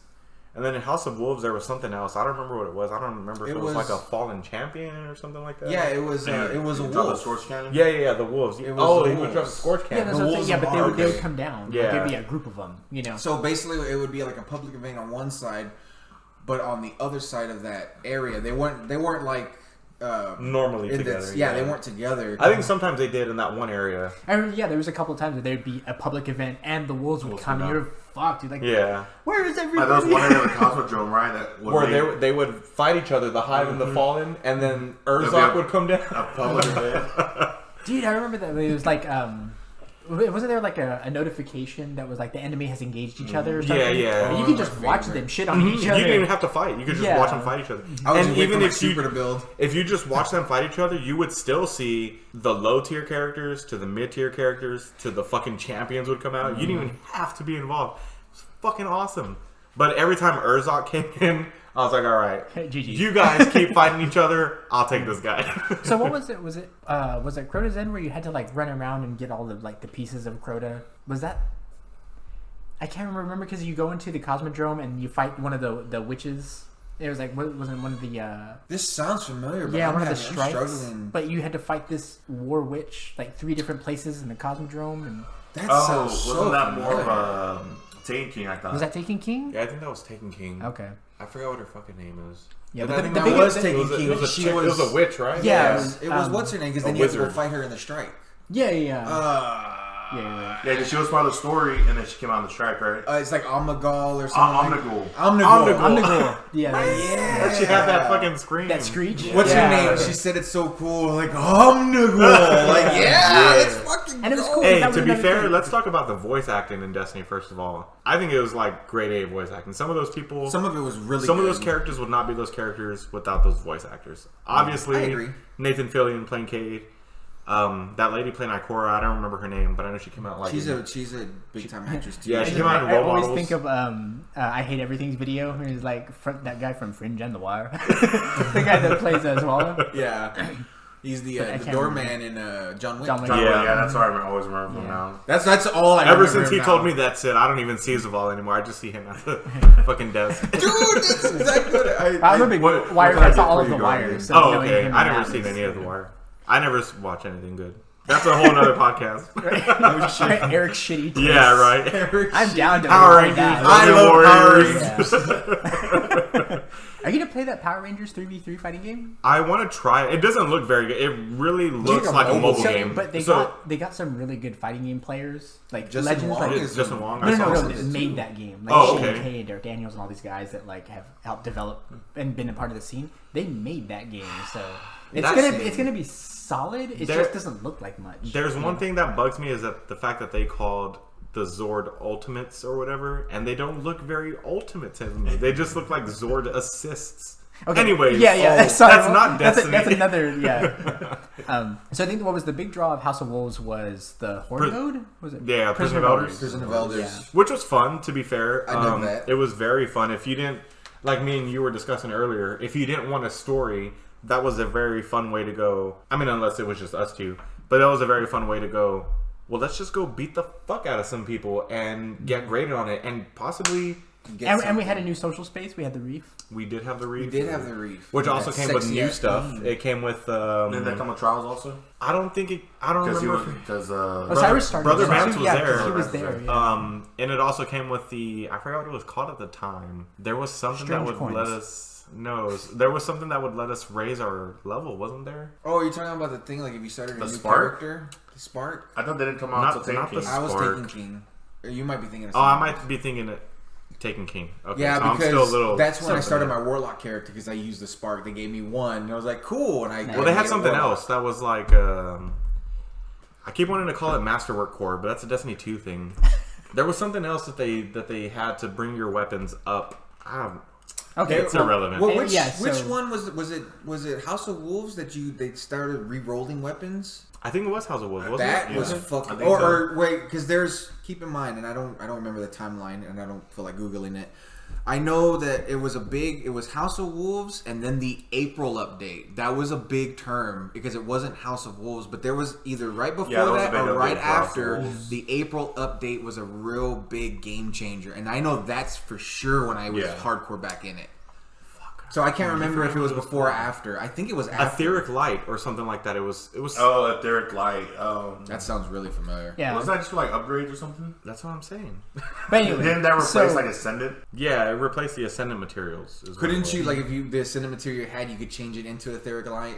I think so. I think so. It's like, oh, you have 20 of them, so... They found a way to fix all Yeah, their fuck ups. they started to like patch the game and make the grindy elements of it less grindy, which was nice. But it was every step I think that Destiny took to improve the gameplay and the quality of life was one day too late. Yeah. You know what I mean? Yeah. It was just one day too late where people were like, "Fuck this." And even we said it a bunch of times. This is all something that should have been implemented day one. You know what I mean? And I remember, even though I was one of the big advocates of, like, fuck this game, I remember at some point I was like, well, I mean, not to give it an excuse, even though it was a hardcore excuse, I was like, it's just first of its kind. Like, it would have been different as, like, okay, it'd be different if Anthem had these problems. Now, oh wait, it does. But it'd be You see, and different. that's a fault on them because they should have Exactly. I don't know how any game does what Destiny did. Yeah. That's what I'm saying. Because we have Destiny as a blueprint. And you there's know? so many videos. But I guess so we many keep YouTube having channels. civil wars. But that's what I'm saying. It's like Destiny was like, dude, we made all these fuck ups because we were the only one. Versus now, you know, it's just so much more different. But that was my only excuse for Destiny. Was like, well, I mean, come on, guys, it's the first of its kind. Yeah. So there was something I used to love, and I would say that one of our favorite things as Destiny players was to sit around and bitch about Destiny. Yes. Right? It was like something that Destiny players do is to sit around and just talk shit about Destiny. While we all jump off the things- tower. Yeah, as we're playing Destiny, you know. But I think it was after Dark Below, maybe. But then it was a fucking bombshell, and I literally mean it like that. Like, I think B Dobbins, FTW, his YouTube channel, he uploaded a video, Like a new review that or something? talked about all of this crazy behind the scenes shit that I had no idea about. And I think it was Marcus that sent it to me. Oh yeah. It was And I was so like good. on my way to work the first time I started to watch it. And this video just goes into all of the problems. Opens your eyes. Yeah, about like things that are missing from the game, reasons why their lead writer left, all of this stuff, and it just really soured me to that game. That was my passive aggressive. That was you should fuck this game too. Yeah, like that. I think that video got so much traction, it changed a lot of people's minds. It really kind of started the degradation of that fucking franchise. And good up to B. Dobbins. Like, I think that the dude got a lot of, he still does, he gets tons of fucking hate for trying to watch out for gamers. Yeah, like if you listen to his truth. Destiny videos, he's constantly like, Guardians, rise. He wants community. He wanted us all to be better. And everyone just came out with their fucking, teeth gnashed and all this bullshit. We like, love Bungie. We love Destiny. And so he was like, fuck you guys. I was trying to help you out. Yeah. And so, love forever to B. Dobbins. Like, The we're trying to show us the actual light. Yeah, to put that... exactly. Like, that really kind of changed that speaks volumes of the the aspect of the community game. and and it was really shitty. Like, every time he makes a video, I've subscribed to his channel, I watch him all the way through, he even seems the ones to be that are all kind about of Division fucking 2, weird, which is kind of cool. I was like, hey, that's awesome. But that he was looking out for us, and as a community, again, this game is very community based, and I really loved that came out and it kind of opens your eyes a little bit and you look at it differently. So House of Wolves had Prison of Elders. And then, which was the only thing, right? It didn't that have was a rating. it's big thing. It changed some. That was changed their some quality game of life changer. stuff, but it wasn't major. It was the April update that fixed fucking the world. But it was that. I think was the April update's when we got of, legendary marks, right? No think more so, Vanguard or Crucible. One thing now. It was the introduction of the Prison of Elders, and it added some more weapons. I'll get drunk. And there was one other thing I can't remember. For what? Prison of Elders? For Prison of Elders that it introduced that I remember. It was, cool. Osiris. Osiris started with House really? of Wolves. Yeah. Which I never partook in I because never, I never played. had a I think I played in it, but I never won. Yeah. I feel like I don't people- remember really trying trials until like way later. To be because honest. I feel like people Probably like was that before Tainting came out. Because it seems so serious. Yeah, and I was like, I'm not ready the for this. best of the best go into Trials of Osiris. Yeah. And we're still dying on the Nightfall. We can't even beat Skolas. I can't even stand on the edge of the reef without falling off. I didn't mean to do that. do that. I remember doing at the edge of the reef, there was those little poles that stood out from that balcony. Exactly. And if you got in the middle of that pole, your guardian would act like he was falling. Yeah. So me and Jeff would stand there and we would just spin. Y'all looked like you were doing the Karate Kid. The crane kick. Yeah. The music in that game, I think, has always been real solid, and I think the music at the Reef is my favorite of Destiny 1. Yeah. I haven't saved to my YouTube channel. I really like that music. I think it's really mellow. And when we got knee deep into Vaulted Glass, I turned off the music in the game. I only wanted sound effects. I didn't need the music because I needed to hear you guys. That's all you're listening to. I just needed to hear you guys, and even until today, Steph was like, "This game's really boring." Because Albert bought that annual pass, so I dove into Destiny 2 a little bit, and she was like, "Why does it? It's just nothing to give you any type of emotion." And I was like, "Yeah, I turned the music off." And she's like, "Why would you do that?" And it's like, "I need to hear what everyone says." And she's like, "Who plays Destiny 2?" I was like, "Why don't you go to bed?" Hey, but I do the same thing in Final Fantasy 11. I play that game without the music, and people tell me, "Why the music's so fucking good in that game?" Do I tell you how to eat a sandwich? It's the same thing. I gotta hear for these little cues. Yeah, like the sound effects. I want to make sure I'm at my peak performance, and to do that, I need to turn the music off so I can enjoy the music and be communicating. Cues, I gotta throw this out there. Speaking of cues, when I realized how so again, I wish this was a video. I would cut a picture of Q. Nice. I'm such a nerd. I'm over here thinking of Q from Star Trek: The Next Generation. Even though I play Third Strike all the time. What? I thought of that cue. So one of the things that on my side of the wall, I was always the first person shooter guy. Gonzalo was always kind of like my ward. And then when Destiny came out, it was more of a no, we're starting to get on equal footing. But I'll never forget when I was like, "Oh, Gonzalo, you leave the nest. You are beyond my fucking teaching." I'll never forget, we were playing one time, and Mark asked him something. And Gonzalo goes, "Oh yeah, I throw a grenade because when the grenade bounces, when it explodes, I pop my golden gun to mask the sound of the golden gun. So that way people don't know I'm fucking coming." That's a technique I've never used. And I went, I have no. Because I was such a trip mine user. You're like reading. I have nothing for the. Yeah, well, exactly. It was like, it is not about death, but life. Like I never forget that. I went, that's fucking brilliant. And then I remember one time watching him play, and he did it, and I was like, yeah, you can kind of not hear it. Like, you'll still hear the golden gun, if you're listening, but in a gunfight, you hear the explosion. You barely hear the golden gun. And I was like, that's a great little fucking tactic. Good job, Gonzalo. So I'll never forget. I had to throw that out there. That was a fucking awesome little aside. That's cool though, because we all came up with our ways to make make our Guardian unique to other people and have our ways of. I was a trip mine setup guy, so like, I know they're gonna come through this door, so I'm gonna throw it this way. So when they come in, wasn't there a period where they like nerfed the trip mine? Bad, and you were fucking salty, man. Yeah, I fucking hated it. I started using trip mine a lot too. That would be an awesome segue into the next segment. Nerfs. I think they just started fixing trip mine in Destiny 2, and I think you have to have the stupid exotic Ahamkara spine or whatever for it to be as effective as I want it to be. But that'd be cool if it was like, okay, this exotic not only fixes the trip mine to kill someone on impact, but it also helps. It sticks back again like your Destiny 1. Oh my god, that was dude! The best. I would rock that exotic all fucking day. I hope I have clips of that, like me jumping up and like jumping sideways and going. And it just sticks to their fucking forehead or whatever. I've like, seen you do that many a done. times. I think that's me landing. That's me jumping up in the air, triple jumping, and throwing it. And before it even hits him, going as I'm falling. That reminds me of a clip I have where I think it was before they did the trip mine nerf, and we're playing on that one map. I think it's Widow's Peak with the church. Oh yeah. And I'm hiding behind one of these walls, and I just kind of Hail Mary a trip mine because there's dudes shooting at me. I did that with Nova Bomb too. It's just like over the map while I'm over here in like Marcus's bubble or something. Just like chilling.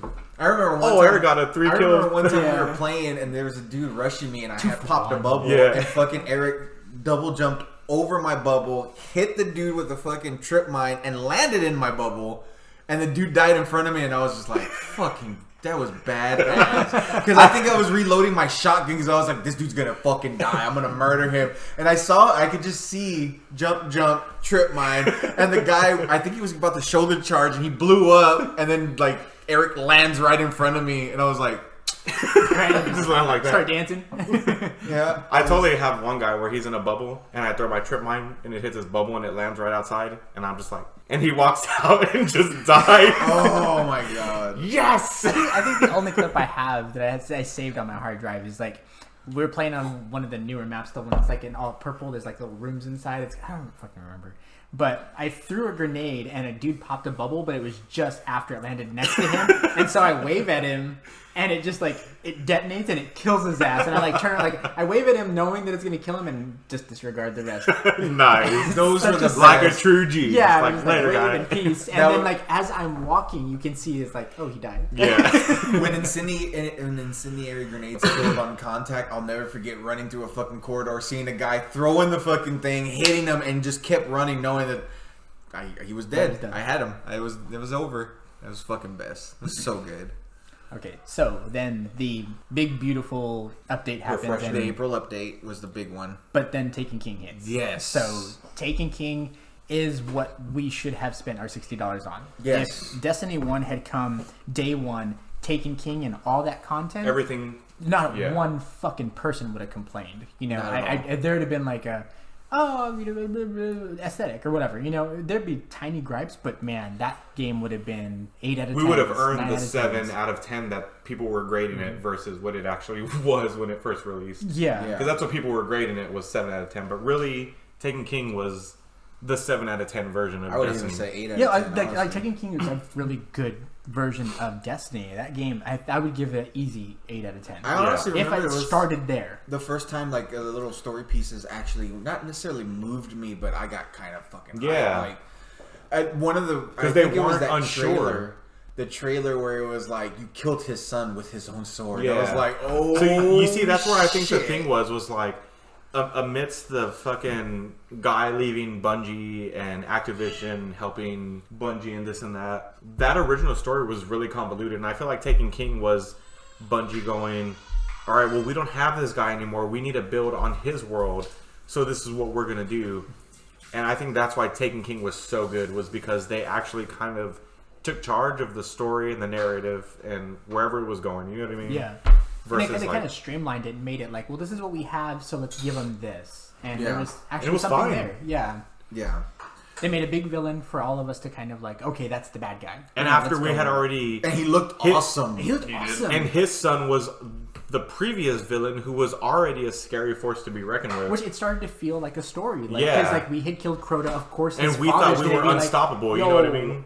Crota died? And I did get that feeling. Like, after you eliminated Crota and you were, like, wearing his fucking armor and shit, when Daddy came... Yeah, it's like, you're we're gonna go and beat up on prisoners. Yeah. Like, we have nothing else to do. We're Yeah. so bored. Like, we don't have any actual missions. We're just gonna go fuck with this We're prison. just gonna go beat up prisoners. Skullus escaped, but he's still on the premises, and we're getting involved. You know what I mean? It's Yeah. like, not like So he it's a escaped prison and re- riot. And the Vanguard didn't send everybody. They sent 3 people. Yeah. And the Vanguard's not even welcome at the reef before this event. You know what I mean? And not to No mention, shit. like, not only was Crota already like terrified, it's like, oh man, his dad's coming. Shit. Yeah. Like, you know, would he- expect his dad to be more powerful than him. Yeah, not only He had he had wings! he had the ability to turn every single Enemy. Vex, fallen. Oh yeah, to Cabal. make them a Taken. Yeah, he to would a take Taken. them. He changed Even them, Crota and they didn't had have new that power. powers. And The even fun- like his title, the Taken King, gave you some history of who he was and what he was and what he was about. You know, It was no letdown either. Some And people all call the- themselves kings, and they're not nowhere near. that's a kings. fucking king. Yeah, Oryx was like,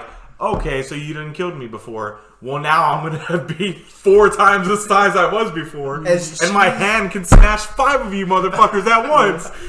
As cheese, Crown me king. Yeah. as cheese as it was, I will never forget, and I fucking love that line. It was like, what did she say? She says, "Not gone, taken." Yeah. It's like, oh shit! Like, Calm down, Eris. when you think about it now, it's like, God, that line is Yeah, and see, cheese, like, but like it was the- good. But at the same time, she delivered it very fucking think, well. yeah, Again, back to the voice acting. acting. The voice acting work is really good, and then, like there was some semblance of a story there, like because we had Eris Morn come. She was the last surviving member of that fire team that got shit on by Crota, right? So she comes back, and you're like, oh, we're gonna do it for her and her fire team because And she her went extra through eye. hell. Yeah, and then the dad comes back, so it's like this continuation. It's like, Yeah. we're kind of dealing with the story here. Like, what Yeah, just happened? yeah, Are we- it's a did I little fall? bit of Did a I story trip going. into a story? Like, which I thought was a lot of fun. And it was cool because the story building up to it, like, I feel like those stories were some of the best in there, like the little campaign stories. Mm-hmm. And then you fought Oryx, you fought him, and then like when he's like, no, and you beat him, you're like, that was kind of cool. And it's like, oh, so he's the raid boss? So we fighting him again like that? So when you actually Yeah. got Yeah, to you get him, some, like- it was And like, he's no, completely different. this is not the dude He's that I fought ascended. one-on-one. Yeah. Yeah. Oh, God, that was so His body good. floating away when you kill him was like, I was like, yeah, just constantly shooting at him like, Eric, he's dead. Like, call me fucking G-Man, bitch. No, I think we all did that because I remember when we finally beat him and I saw him like light up and crackle and he was floating. I was like, with a heavy machine gun. That's when I started backing away from that game. Yeah. Was after Taken King came out. Like, I think Marcus bought it for me. Like, I was like, I'm not gonna. I did I'm buy kinda it for done. you. To be Yeah, fair, you that bought was a good Taken time King. to kind of And like we sat, I think I took the day off. I had requested the day off Yeah. because I knew Taken King was coming out, and this dude was home too. So we played through both the story took off, missions. yeah.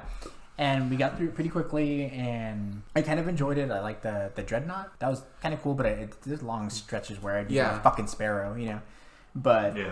it was just not enough for me. It was like too little, too late. You know, that's when I started to fall back, and that's when Marcus really. And you had to got spend back more in. money to get the Taken King. Yeah, and I was like, I'm not down for it. And so it was funny because I got to feel the reverse. I got to hear Marcus talk like I used to talk. Yeah. He would talk about like where things were and the best weapons and all this other I- shit. And I was like, I had oh a- man, I wish I could give a fuck. I I wish I had had a one fucking fuck to give in my Microsoft- bag of fucks. But I had a Microsoft That was me by the Excel time spreadsheet. Siva came out. I was like, No bullshit. And this dude, I remember feeling his disdain. He was like, "Where was this fucking Marcus at?" I had a Microsoft Excel spreadsheet, and I was typing in all the fucking weapons. Nice. I had all the It was- fucking. I'm Sweaty as super fuck, big dude. off of Destiny. I'm super big on spread. Ask Steph. She's like, You and your fucking spreadsheets. All I want to do is write shit down on an Because I was, and you know what? Me and spreadsheets. You know what I did? Or you know why I was Excel doing was it? made for a reason. Yeah. I was doing it because I was trying to determine what the best scout rifle was, and that's what I was gonna go get. So I had all the weapons, I had all their damage types, I had what their fucking multipliers were, I had everything there. So I was like, well, this one has a fire rate of this,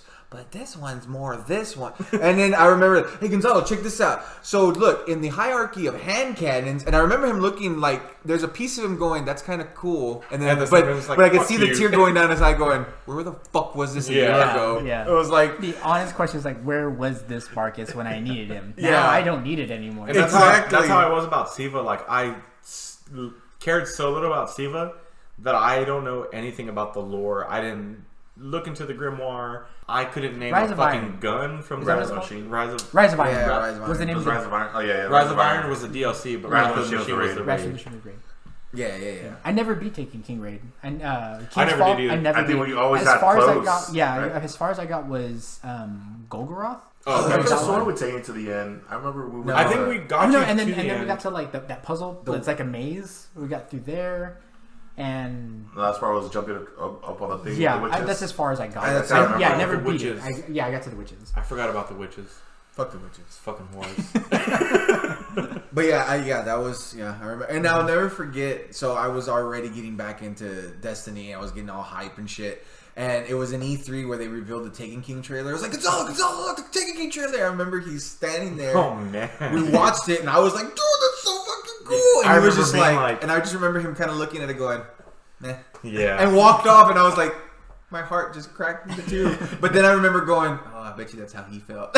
When I remember there was a time like I was sitting on my floor in the living room, and I was like, I had my laptop up, and I had some like Cowboy Bebop music playing, and I was doing like patrols and on like Venus or something. I'm sitting there on my floor, like back against the bed, and Marcus comes by my door and he's like, "Hey man, what's up?"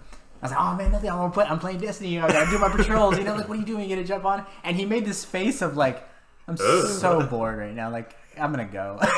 And it was so heartbreaking. I was like, I know exactly what he's talking about. It was like, and then I just like shut my door, and I was like, "Well, I guess we're not gonna play this." Yeah. Right. got And I two remember that ships it was passing Just put a out. sign Yeah, on your yeah. door. It's like knock when you want to play Destiny. Yeah. And remember how many times like, this conversation happens all the fucking time. I wonder if it happened with you too. But like so many times, these two guys and Jeff was like, "Hey, do you think Marcus would play?" Oh yeah. And I was like, and we would "Nah, like dude, he's not deliberate good." between Yeah. ourselves, like, should we send him an invite or I don't know. Yeah, he we might don't just talk- like ignore Yeah, it. it's like the or- Marcus whisperer. They're like, "Hey, you think like Marcus will play?" I was like, he's not gonna play tonight. Will you? And then, will you ask that, him? and that, Yeah, exactly. It's like, and what that happened? reverse, because when we were getting more into Taken King, he's like, "Hey, we need to ask Gonzalo." He's like, "I'll play this fucking game." He's so And Jeff done with at it. one point was already like, me and Albert would be like, I mean, we could ask Marcus or Gonzalo, and he'd be like, they're not gonna fucking play. Just ask fucking Big Bear or something. Like, oh, I don't want to. Boom. Yeah, he started digging down. Yeah, he started going down to our friends that weren't even our friends, They're but friends of friends of friends. our friends, and we're just like, we don't want to play with them, man. I'll play with Ricardo, that's fine. Or even fucking what's his name is Lewis is kind of fucking cool. And see, that's Lewis how me and was- Ricardo Lewis became was cool with And each other. Ricardo was Destiny. really cool. I that's another person that I met that I thought was fucking You guys would really love cool. Ricardo. I really I- like Ricardo. They I met- kind of they feel met bad. Yeah, I know they met him, but we also didn't bring him around when we could have. You know what I mean? To when he was Oh, in town. complete the circle. Like Yeah. we all saw each other at Century 16, and me, Albert, and Ricardo were going to watch the same movie that y'all were going to watch, Yeah. but y'all were going to a different time, and it was like, if we Oh, would have yeah. just communicated, Yeah, 5 out of 6 of the fire team could have been here watching this fucking movie. I know. It's Nice. Which is also like, clearly, if Ricardo's interested, he belongs in this group. You know what I mean? Yeah, and he had his interests in like FIFA and other things, but like Oh, we yeah. all had our own specific interests, but we all got along. Yeah. As soon as he saw someone on Destiny, hey man, what are you doing?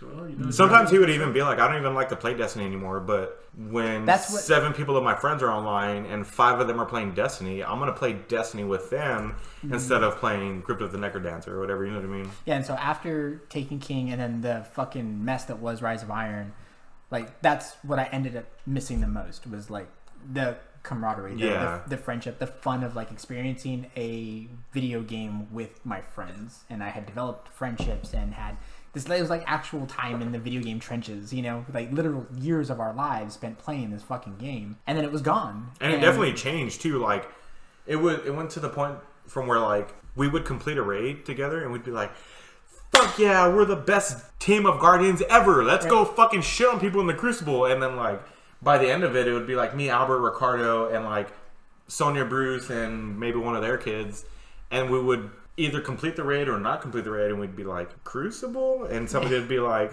very melancholy, like, yeah, let's do the Crucible. And we'd go to the Crucible, you know. It was never the same as like, fuck yeah, we succeeded, or we lost, but we need to build our spirits up for tomorrow. Let's go to the Crucible. Yeah, let's build our confidence back. What was that Crota like exploit where you disconnect from the server? Oh yeah, and then Lewis would do that for us. And then you just freeze Crota on me, and we just shit. Boom, boom, boom. Yeah. I never got to see that. Oh, dude, that was the best. And the funny thing was, we felt so accomplished doing that. Right, we were like, just as if we did it legit. Yeah, because it's because it wouldn't always work, right? Yeah, like, yeah. I remember one time he got up, and we were just like, "What the fuck? No, I'm not even back in the game yet. Yeah. What the fuck?"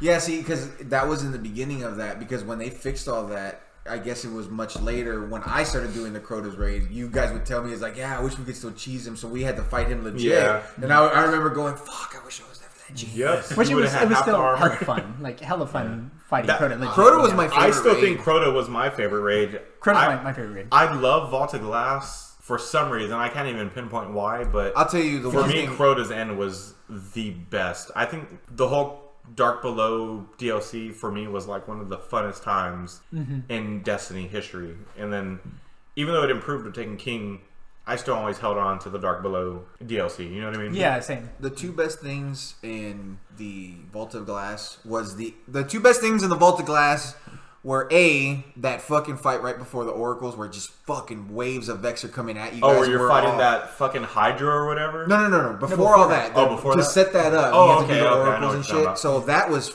one of my most favorite because that was the most fire team-esque. Like, you two over here, you two over here.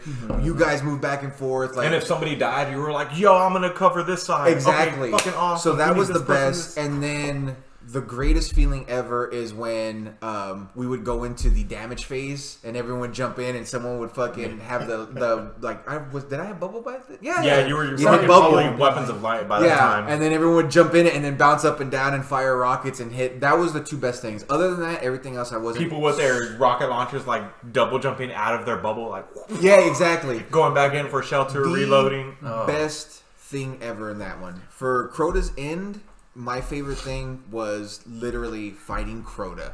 Yeah. The Crota fight itself was the absolute best thing. It was so fucking fun. Everything else was cool. What I really enjoyed was there was just before you fight Crota officially. It's like the War Priest or something does liturgy or whatever. Oh, it's taken. We would have to Song Breakers. I forgot what her name was. Because they're around the crystal, right? And you have to kill them in an X amount of time before Crota comes out. Okay. I can't remember what it is, but like it was a wizard. I remember it was a wizard. Yeah, there was was a song of something. It was a song. But I thought that was really cool because it felt like Ear Ute. Yeah, we were on a time crunch and we tried so hard, and that was the hardest part. And there was times where we would be like on the damage part of her, but we only had like 10 seconds left, and it was like, everybody fire at her, and then the knights would come out and fucking kill us.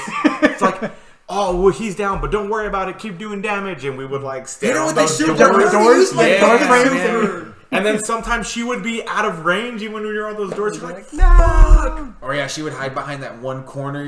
You would have that perfect angle, and then she would hide, and you couldn't shoot her, so you had to move in closer. And then the two knights are rushing you down. It's like, I don't know what to do, guys. I'm sorry. I think it was really well designed. There was a lot of like you walk in. And that room is full of darkness at first, and then you get to the bridge, and you have to do all these different things that made you work together. It definitely set the atmosphere for like, that was the atmosphere of the hive. You know what I mean? Yeah, versus you were on their territory. Yeah, versus like dark. The Vex, it didn't really seem that way in the Vault of Glass. You were just in a location fighting these people, you know what I mean? But the hive set that tone. I never heard the expression bullet sponge until I started playing Destiny. Yeah. And like when Atheon stands there and his arm is up, and you're just sitting there like lighting him up, like I remember, come on, just die. Yeah. Just fucking die. How many bullets does it take for you to die? I don't want to keep pulling the trigger. This is annoying. I didn't really but Crota felt like you had to bring him to his knee, and then whoever had the sword, like, chop that motherfucker. Like, Yeah. So Fucking good times. But So, then down to 2 phases. I don't know what the fuck happened. The sword just disappeared. right, like get out of there. He's standing up, and you're like, oh shit. oh, Like stab him the and turn million invisible if you're fucking hunting. times where it was like, Eric, get out. Oh, Eric, man. get out. Eric, get out of there. One more hit, and then he'd fucking I would kill turn him. invisible Wipe, and he would still kill me. wipe. Everybody wipe. Oh. Fucking goddamn it. Start And over. then- We're gonna yeah. do an ammo run. A wipe. It was always, man. Like, oh, it's fuck. The Fuck. air was let Fuck. out of the balloon. All right, it's a wipe. It's a wipe. I'm so defeated now. Like It's we're fine. playing it. Those I was were like, the now we're best. just like standing in that pit in the cave, and like, well, waiting for my heavy ammo. Yeah. Everyone wait for their Wait, can you specials to reload? recharge. Yeah. Somebody go make food. Somebody go take a piss. Whatever. Yeah, I'm gonna We'll grab a wait. cigarette. I'll be Yeah. Your guardians are standing there, and I don't know if y'all ever felt this And they're, way, like, but you felt shaking like it. someone was staring at you, like you're the fucking reason. Yeah. It's Dude, your there was even fucking fault. times when I remember I got into an argument with Eli. Oh When we were yeah, at dude, one night. Eli. To Really? be fair, my cousin he He has a bad temper. he has a bad temper and he doesn't have a filter. And like I remember one time he called me out because I had the Celestial Nighthawk when that finally came out. And I was like, yeah, I can take him down in 2 shots. And he's like, we don't fucking need that. And I was just like, are you fucking talking to me like that? What the fuck? I raised you, motherfucker. I used to feed your ass when you didn't know how to cook. What the fuck? But like, I remember that one was time, I think I was like so into playing that game that I started playing with people that I didn't know or wasn't comfortable with. I think I was playing with you, Eric or Albert, and I joined one of their fire teams to do Crota, and whoever was running it, some of your friends were like, we don't want anybody under this light level. Oh we don't yeah, want that anybody was me without and a-" you Was with it? fucking it was me, you, Ed, I remember. Ricardo, and everyone's like, Sean, you need to aka have Big Bear. a Gallahorn and this and that. And I was like, And "You I don't remember have to-" you telling them I was too, like, like- I'll bounce, dude. I don't need to Yeah, do I that." remember you telling him like, well, this is what I got, and we're at 6, and this is how it's gonna be. If not, I can bounce. And he I was just remember like, that, because Yeah. I was like, you could tell immediately in his response, he was like thinking about it. Okay, well, it's gonna take another 1 to 2 hours to find somebody that has all this shit versus somebody who's here now. Yeah. And you were like level 31 and half light to 32 or whatever. Yeah. So I you was weren't just that far under, off from 32, but he under was for it like to matter. specifically, he was like Yeah, and 32 and above, and I level, was like, Gallahorn. I don't even think I oh. was playing, but I think I was in the room with That's- you. yeah, you and I remember that, was- right? And I was like, fuck yeah. I was like, fuck these dudes. And I remember that was another thing that I started not liking. It was like, oh, you can't be in our raid party. Yeah. You don't have a Gallahorn You don't or have a Icebreaker. Gallahorn. If you don't have a Gallahorn or Icebreaker, you can't be in there. Fuck y'all. let's talk about the icebreaker for a second. Oh That I my never god, got. my baby! That My I baby! never, ever got. Zer was always selling that shit. And Yeah, that he was seemed the like selling it like every and that month. was the only exotic that felt like a fucking exotic. Yeah, okay. It earned the See- title of exotic. Yes, so you remember that, like, that after for year 1, like, Bungie had the, like, retrospective of your profile. I don't think this is true. They probably just, like, padded the numbers, but I was in the top 10% of Icebreaker users across Nice. Destiny. I use that fucking weapon so much. It's like, you were in the top 10% of Icebreaker users. Like, And that's Jack just fine because you have it fucked. and you earned Yeah. it. You know what I mean? Like with the fucking horrible drop rate. Drop rate. drop rate. I've had a little bit too many drinks. Not yet, but when we start talking about the Flash, Right? on. Yeah. That's when you know I've had enough. But like for you to have gotten that gun at all, for you to be like ridiculed for using it is fucking ridiculous. You know what I Yeah. mean? Because it was the only gun that felt like exotic. Besides the Gallahorn, I'll give. the Invective, whatever, that shotgun. God, Oh what was yeah, that? the Invective. The That one's Is that what it's reloaded called? by itself It reloaded too, by right? itself, yeah. But like, that should have been the payout for me for putting 100 hours plus into this game and getting this damn gun that's finally an exotic after months of doing strikes and getting blue weapons. The Yeah. fucking Icebreaker was the only one that felt like something I I desered. I You know thought what I the mean? truth after finding out exactly what it can do. Oh my God. After the fact that we were already moved on to Destiny 2, I think it earned its spot as an exotic. At Yeah, the that one same- definitely did. I feel It's the same advanced way about the tracking. Thorn. Like when people were like, "Oh, you're using a Thor, you're such a bitch." I'm like, "Fuck you! Do you realize what I had to do to get this fucking gun?" But even at that, there was ways to counter. There was armor that was like, oh, you got reduced burning. oh, that was, Yeah. but that Yeah. was, And that then was you could also. I noticed. what was it? Rise of Iron. They introduced the. See, but I also augmented noticed if shields or you, whatever. I also noticed if you crouched, you would not take fire damage that much. Or in the case of the Thorn, you wouldn't take as much Thorn damage.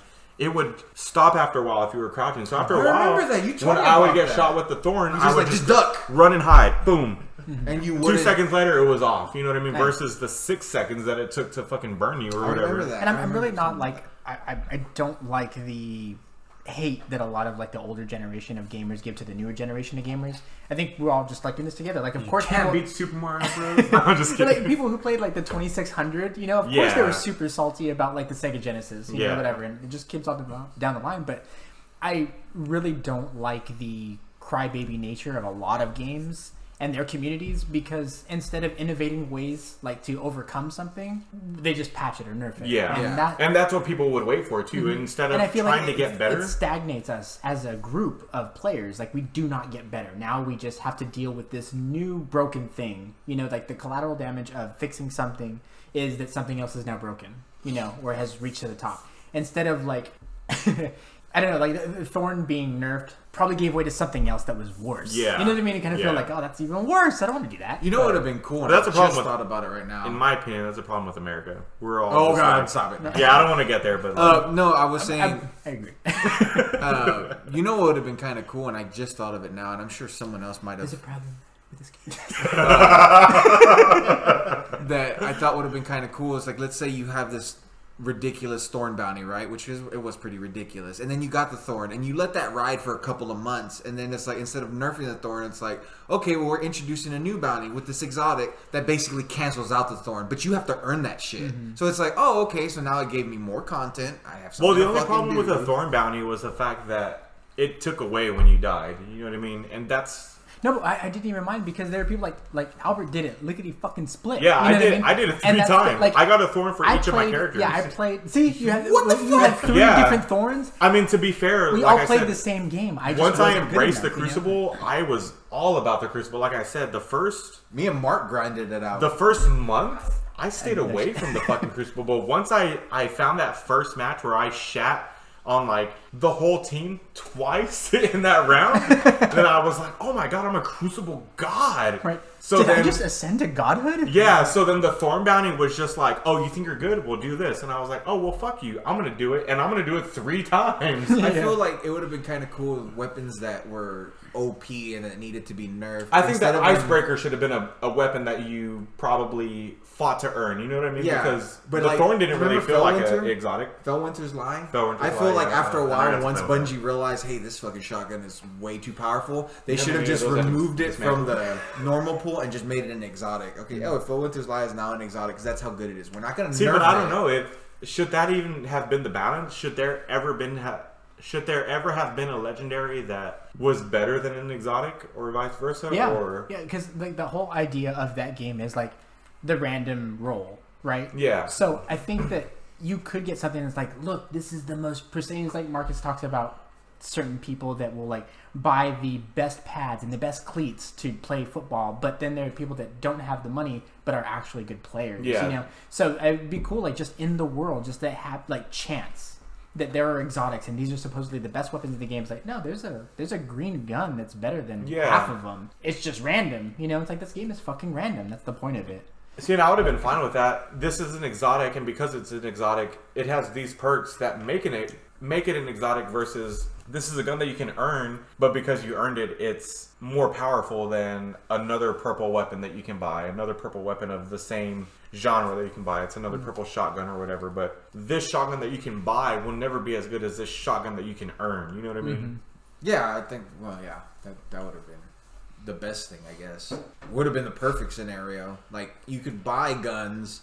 I think we were should good. have a podcast on how Destiny should be made, or how Destiny 3 should be made. What could make it as close to a perfect want game? to come back to the show, we will have that podcast. Yeah, for sure. Don't think we won't. Yeah, that's a fucking wish list That's thing. because we discussed this before. Yeah, and we've all talked about this over, via chat and shit like that. How can this game be improved? And Or even when we just down together, we talked about it, and we've seen the Yeah, side of so- Marcus' face, and we've seen it, or your face, my face. I get excited all the time. Yeah, because I miss it. I miss that game. I miss that experience. I miss the That guy. whole I miss- first year was amazing. roller coaster. Despite its flaws, was fun as shit. And like you said, we wouldn't be as close as we are without that game. You know what I mean? So yeah. like, despite its flaws, it still achieved something. You know what I mean? It still brought us together. It still made us better Yeah, friends. it's I easily remember like top 5 favorite video game experiences of my life. You know, like Yeah. Destiny is. I mean, I one of the remember best. walking on eggshells around you before Destiny came out, before we became really good friends. You know what I mean? I would never tell you the personal things that I tell you now. Yeah. If Destiny wasn't a thing.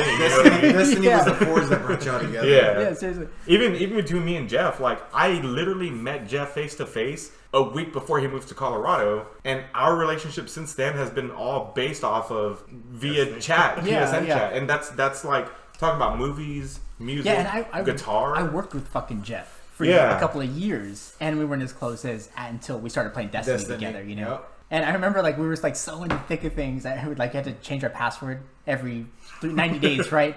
And like, cause I had an email at my old job, and I looked at him one day and I was like, my new password may or may not be Destiny Rocks with a bunch of X's. And he's like, dude, I should have thought of that. Like, I'm just like so into it. That's too good. Oh my god. So okay, so now we've gone from So then the last, like, I guess the death rattle was Rise of Iron. Yeah, Right. Rise And that's of when I Iron. started. There was nothing else, right? That's Between when- Rise of Iron and Nah, they just had a bunch of I- updates, but anything really major.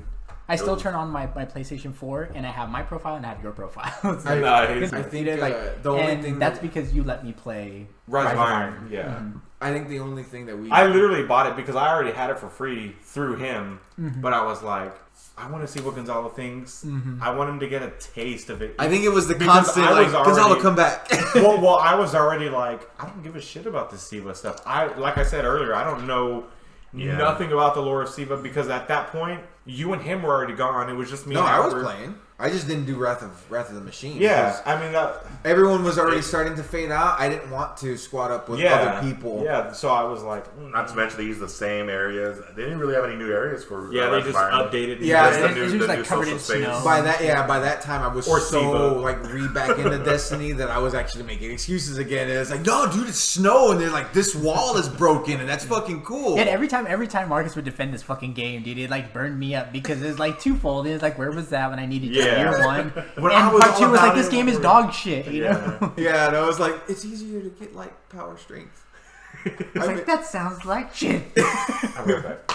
Yeah, I think. Yeah, So I think universally, like Wrath of the Machine was lackluster. I think I remember when it came out, a lot of people were like live streamed it, and I remember watching this British fire team like, "We're gonna do it, man! It's so great!" Blah, blah, blah. I don't know what that accent was, but it was a lot of fun to see people excited again in the community. But I just didn't give a shit. You know, there was nothing there, and I remember playing the very start of Wrath of the Machine by myself. Yeah, you said you used And to I do just it like by ran yourself all around, the time. yeah. But I mean, you can't. I don't think you can complete it by yourself. Yeah, So because they suck. They fixed that. yeah. Yeah, they made certain Fixed, air sections quotes. that Did, you so actually did, had to did do. any of you guys play all the way through the Wrath of the Machine? He completed it, right?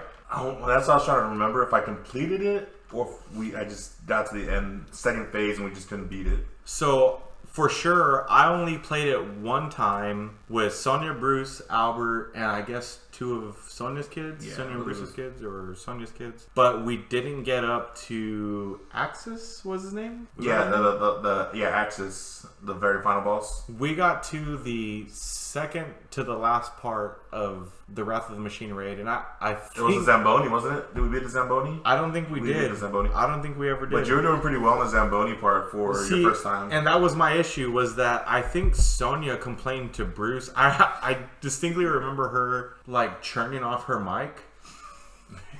But she was talking to Bruce so that I could still hear her, but I don't think she realized that. And I think she was blaming me, but I remember getting so upset that I recorded my gameplay.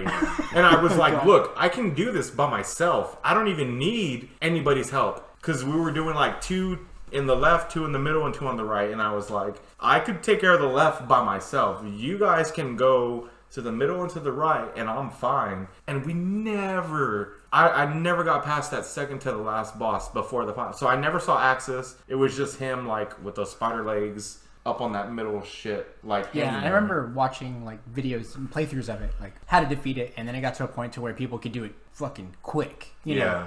And that was kind of fun. I was like, oh, that. And I in never its even heyday, I cared to would've look had up fun. video. I still don't even know what the final battle of Axis looks like. Because, to be honest, I didn't want to play with... No offense to Albert. I always wanted to play with my brother. But, like... Fuck Albert. Sonia, Bruce, and their kids not that I have any bad feelings towards them, but they weren't my original fire team, you know what I mean? So by the time I was playing Wrath of the Machine, even though I was doing very well, and I will show you the video to prove it, I just didn't care, you know what I mean? I was like, I'm just trying to get this to complete the Moments of Triumph. But even at that, I cared so little about the Moments of Triumph that I wasn't even like really trying to kill Axis, you know what I mean?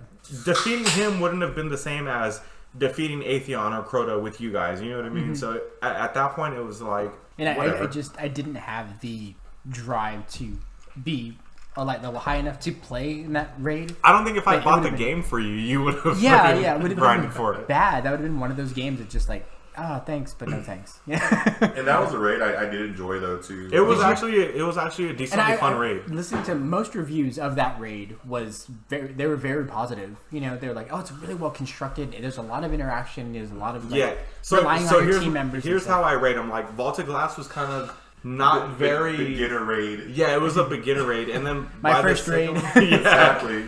And then the second one, Crota's End, they were like, we're going to try and make it team-oriented. But they still kind of failed. And then Oryx was like, awesome. You better have your shit together. You have to have all 6 people, and you guys better be communicating, or you're not going to finish this raid. And then Wrath of the Machine was like... It was what Oryx was, I mean, the Team King raid was, but not as difficult, I would say. Yeah, it was kind of... To be honest, it was easier. The mechanics are pretty simple, straightforward. The fact that I didn't complete it really makes me sad, because if you've completed the Oryx raid, you should have had no problem doing Wrath of the Machine. But I wasn't with my original fire team, you know what I mean? The lore that I made in my head with the 6 to 8 or 9 of us did not exist by the time I was doing Wrath of the Machine. By the time Wrath of the Machine came out, my lore was now... Okay, or it's down my guardian, or Jack and fucking Dark Mav lost their light, or they're on a fucking soul searching mission. You know what I mean? So I'm having to pick up the slack with me and Albert, Ricardo and Big Bear and fucking I forget Lewis's name, DJ Absolute are like on another mission. So I have to. In my head, the lore was me and Albert are the commanders. And these are our new recruits. Nerd! This is Age of Ultron. We've got a whole new group of Avengers, but they're still kind of fucking green. You know what I mean? No offense to Sonya and Bruce, because in my opinion, Bruce is fucking great. I love Bruce. He's by far my top 3 favorite hunters, if that's even possible, if I don't include myself, because then that just... I like how you add the ad, I don't include myself. Yeah, that just leaves you, Albert, and Bruce as hunters, but like, he would be... When he says you, he was pointing to me, guys. Facts. So like... Yes! So like, at that time, I didn't even care, you know what I mean? Like, it was fun, and it was definitely an improvement, but... It wasn't the same. Not to mention they also got Destiny when Taken King came out. Oh, yeah. I remember, Sonya and Bruce got Taken King, and that was their exposure to Destiny, and so they're very big fans of it. Which, went down the wrong pipe. Yo, Eric is dying right now. It went down the wrong pipe. Please like and subscribe.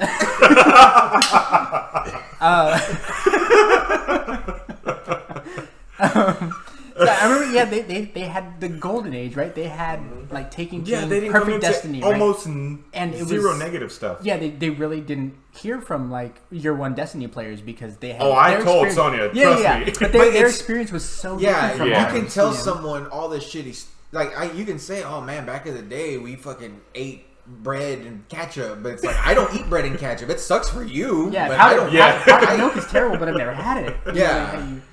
And like when we would, like you said, you figured out a route to collect like helium filaments. Oh you my know, God. Like nobody knows that shit. They go buy helium filaments. I know you can fucking trade tutorial. And that's one thing I told her. I said, "What do you know, Sonya, about crucible marks?" And she was like, "What are you talking about?" I said, "Yeah, once upon a time, legendary marks didn't exist." That's what I'm gonna call it. Once upon a time in Destiny.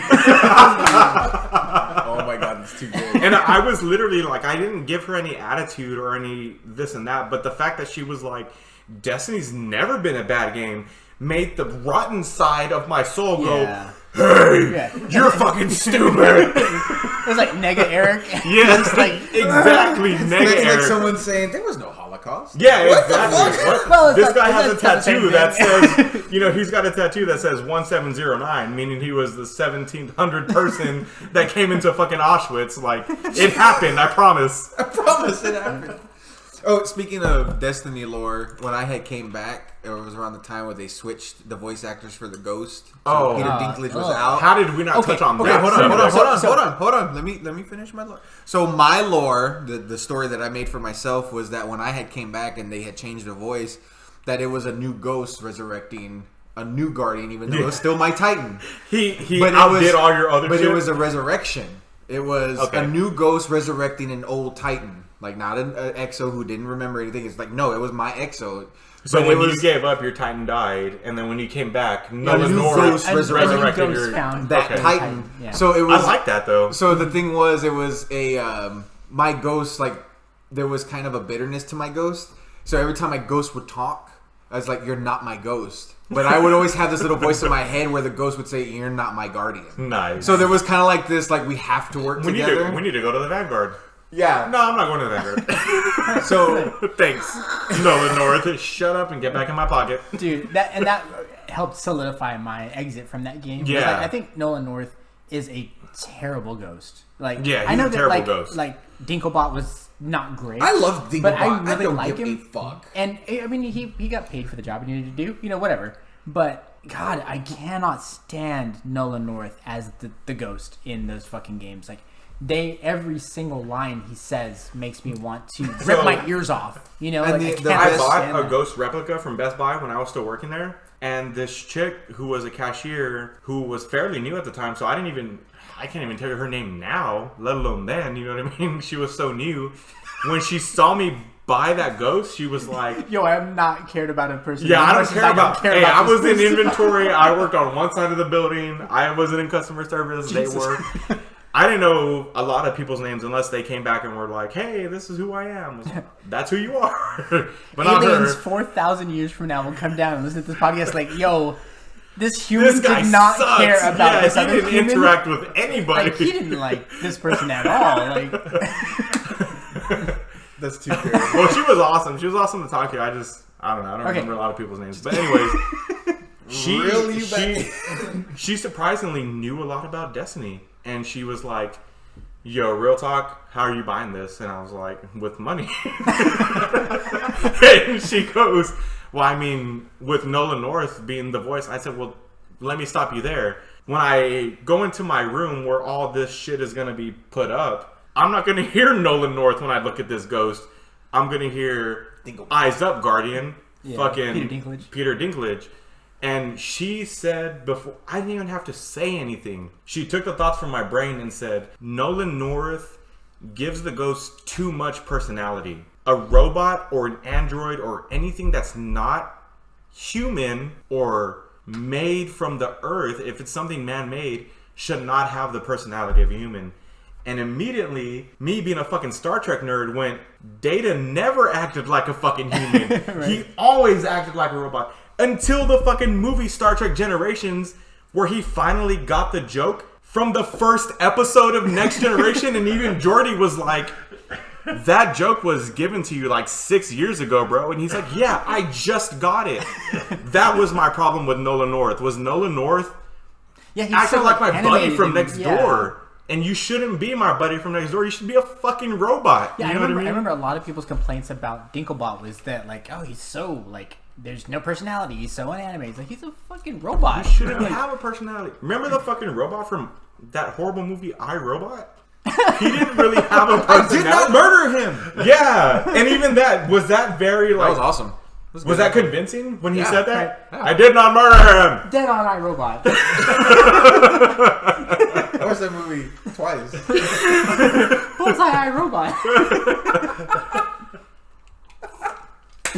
So that's my first and final statement on the ghost and the voice actors that voice the ghost.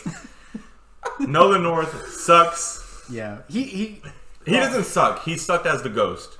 You know yeah, what I I mean? think his inclusion in Destiny really brought down that character. It's hard to listen to him, and especially like seeing the videos for Destiny 2 where he basically talks for your character. Yeah, that's oh god, it really bothers me. I don't like the silent protagonist shit. It really fucking bothers me. I think the biggest fucking check mark against Nolan North as a fucking ghost is the delivery of the fucking most iconic, like, "We've woken the hive," like the way he says it. We've woken the hive. Yeah. Versus like, "We've woken the hive." Yeah, exactly. We're in some trouble. Exactly. One sounds like, "Oh shit," and the other one's like, "We've woken the hive." Yeah, everything he does has this like, "Hey guys," happy tone to it. You know what I mean? It's like that Falcon. I know we're on the like birth of extinction, but let me talk to you like a fucking Pokemon character. God damn it, Nolan North. He's just your ghost. Destiny, gotta shoot 'em up. You asked me and all. Oh my god! Destiny. Man, fuck that game. Wow, that was fantastic. I remember this is like the depth of my fucking Destiny sweaty is that I used to work at my previous job. Someone had scrolled like right at the urinal in the bathroom, the Gunslingers, and I really thought that I'm sure it was for a band, right? But in my head, every time I took a fucking piss, I was always like, "Yo, the Gunslingers." That's me, I was a gunslinger. That's me, Albert and Eric Foley. Yeah, because we're gunslingers. I always pictured that somewhere out there'd be some team, a 6-man fire team of hunter gunslingers, just golden guns, and they were the best. They were the best in Destiny, right? Fuck the Shadows of Yore. Yeah, there's nothing. All they did was golden gun. God. They were gunslingers, and I was like, and every time I read that, I just always smiled to myself, just sitting there like, "Yo, the Gunslingers," because I love the fucking game. That's the thing that I'll take away, and that's the thing that I always say about Destiny as a whole. And I try to tell these little kids that I work with at work, they're always like, "Destiny's fucking garbage," and I always tell them, Destiny is a great fucking world. The games might not have executed that world in a very positive way, but that world is great. If they were like, "I know Activision doesn't control us anymore, but we're not going to make Destiny games anymore. From now on, what we're going to do is we're going to make Destiny comics and Destiny CGI movies," I'm fine with that because the world that they created is amazing. They just kind of fell short at making games to, Well, see, and this is the that. funny part, and I kind of wanted to say this for the end, but I have to say it now. I feel like, yeah, there was a lot of emptiness to Destiny, and they took 5 steps back with Destiny 2. But when you and I know I shouldn't really fucking compare the two, but I think you have to. When you look at what things are going on now, besides the Division 2, which launched very well with positive reviews, you look at something like Fallout 76. You look at fucking Anthem. You look at these games that are trying to do the live service. Even something like I Love Warframe, it took forever to get there. Yeah. And even though Destiny came out almost empty, the core of its bones, the gameplay mechanic, the gameplay loop was solid. And with all the shit talking we do, I kind of feel like even though we didn't get the greatest thing we could have, this was still a pretty solid fucking shooter. Because I played that fucking Anthem beta, and that thing was fucking broken, and it did not feel good, and it did not feel fun. And I'm glad to hear you say that because I haven't asked anybody about it. And the only shooter that I played that was worth a damn has been Titanfall 2 since Destiny. Yeah, exactly. Destiny is just really solid gameplay. gameplay. So can we all decide what was wrong? So clearly we all like the gameplay of Destiny. What was wrong with Destiny? Was it just the RNG or was it? It was the monetization of Destiny and the fact that I think too much was sold before. Cut up. Yeah, like. There was supposed to be trading. There was supposed to be gambling. There was supposed to be sparrow racing. I always emphasize that fact on the E3 thing that I saw that brought me into. Okay, so 2 things from the E3 debut that brought me into Destiny was, first of all, they were like, we can trade amongst people, and I was like, okay, so Albert may not like this hunter scarf that only covers from here to here. You know what I mean? But I think that looks cool because you expose the back of my armor, so maybe I'll trade with him for something higher level gear, and I will work to make this piece of shit scarf a higher level. Yeah. And then that never happened. And the second thing was straight up from the E3 demo was going, "Hey, where are you at?" "Oh, I'm in the Cosmodrome." "Okay." Yeah, well, now that I'm joining, and then you see the fucking spaceship, and then they just appear there. And that, even to this day in Destiny 2, Bungie, has not happened, and that was like the greatest thing because. Hey Bungie, if you're listening to this podcast, call me 361. So that was one of the greatest things because it felt like me at the time I wasn't working, but I always assumed I was going to get a job in the next month or the next 2 months. So I always assumed, okay, so I'll work 9 to 5 or something like that, or even 1 to 9 or something, and then I'll come home. And Gonzalo will be on, or Marcus will be on, and Albert will be on, and I'll go, what are you guys doing? Oh, right now I'm doing a strike, or I'm doing a public event, and it's in this area. And it would just fucking drop me off there, and I could just jump in and be like, man, we're kind of getting overwhelmed. And here I come, an extra hand, not that I'm a god player, but just the fact that it's an extra hand to help my boys, you know what I mean? Yeah, I remember that was a big sell. Yeah. Because I remember I used to tell Gonzalo, like, dude, you can be on this planet and you need help, and I can fucking fly over there. And then it didn't and happen. land there with you and help you, and then peace out. My first exposure to Destiny was an article that I think Game Informer ran before it came out, and there was a few screenshots and stuff. I was like, man, this game sounds crazy. It sounds expansive and gigantic. What the fuck is this game? And I remember talking to Marcus about it, and he was like, oh yeah, dude, that's Bungie's new IP, and he went into it more.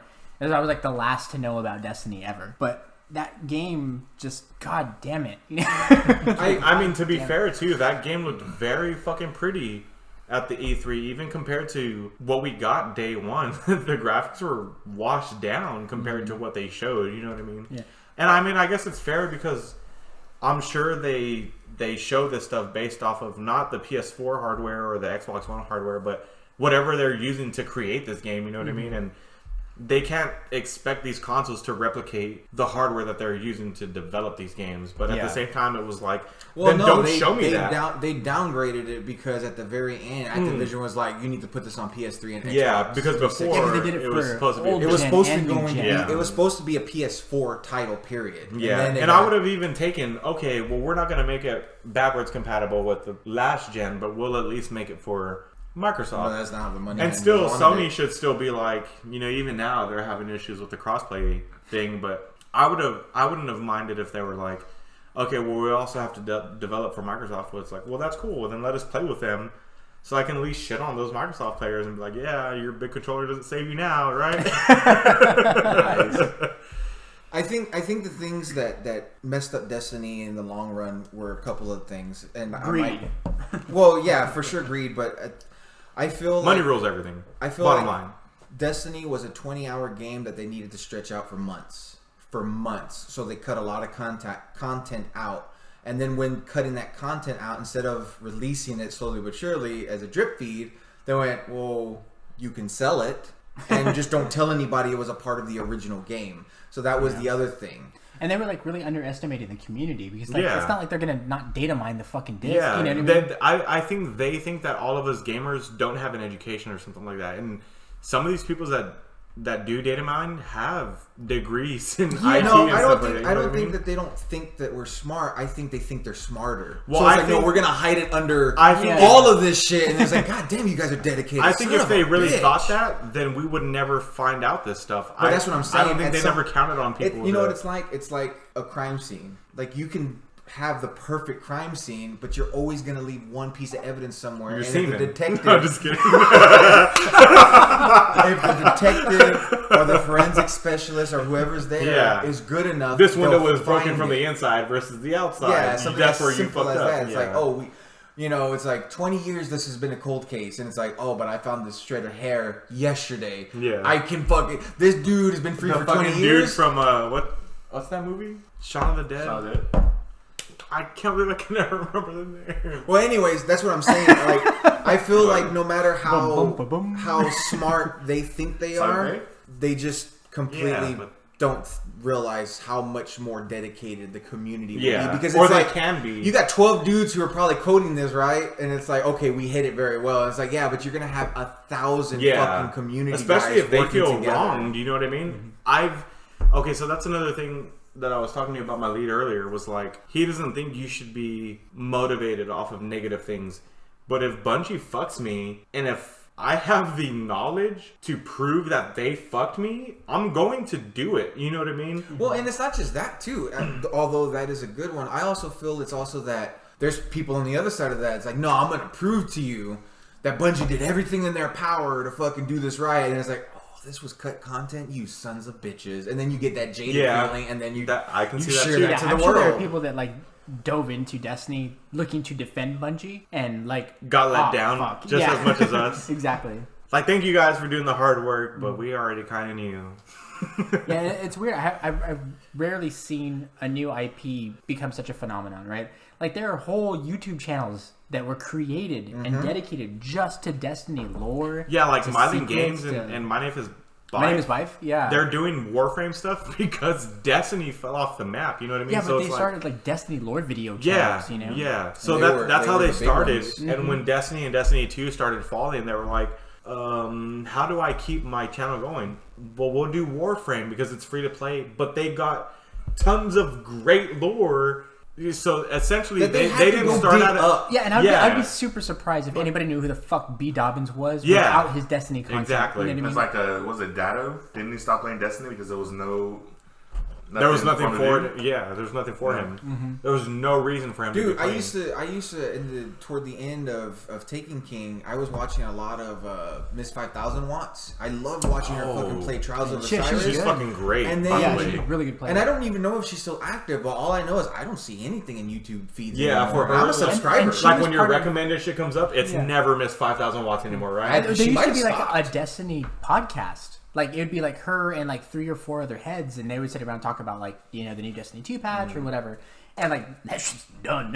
Yeah. I think IGN had They still have their Fire Fire Team Team chat. chat. Fire They still Team do it Chat. every week. I watch that or listen to it every now and then. But that's just it. Like, it was really good at one point, and then after a while, it was just kind of like, well, what are we going to and how much more can they talk about? Yeah. Like, oh, okay, The same they shit. They kind of talk come about up, but they're still not other up to stuff par. now. And then they tried to start their Anthem one, and I'm not going to listen to that shit.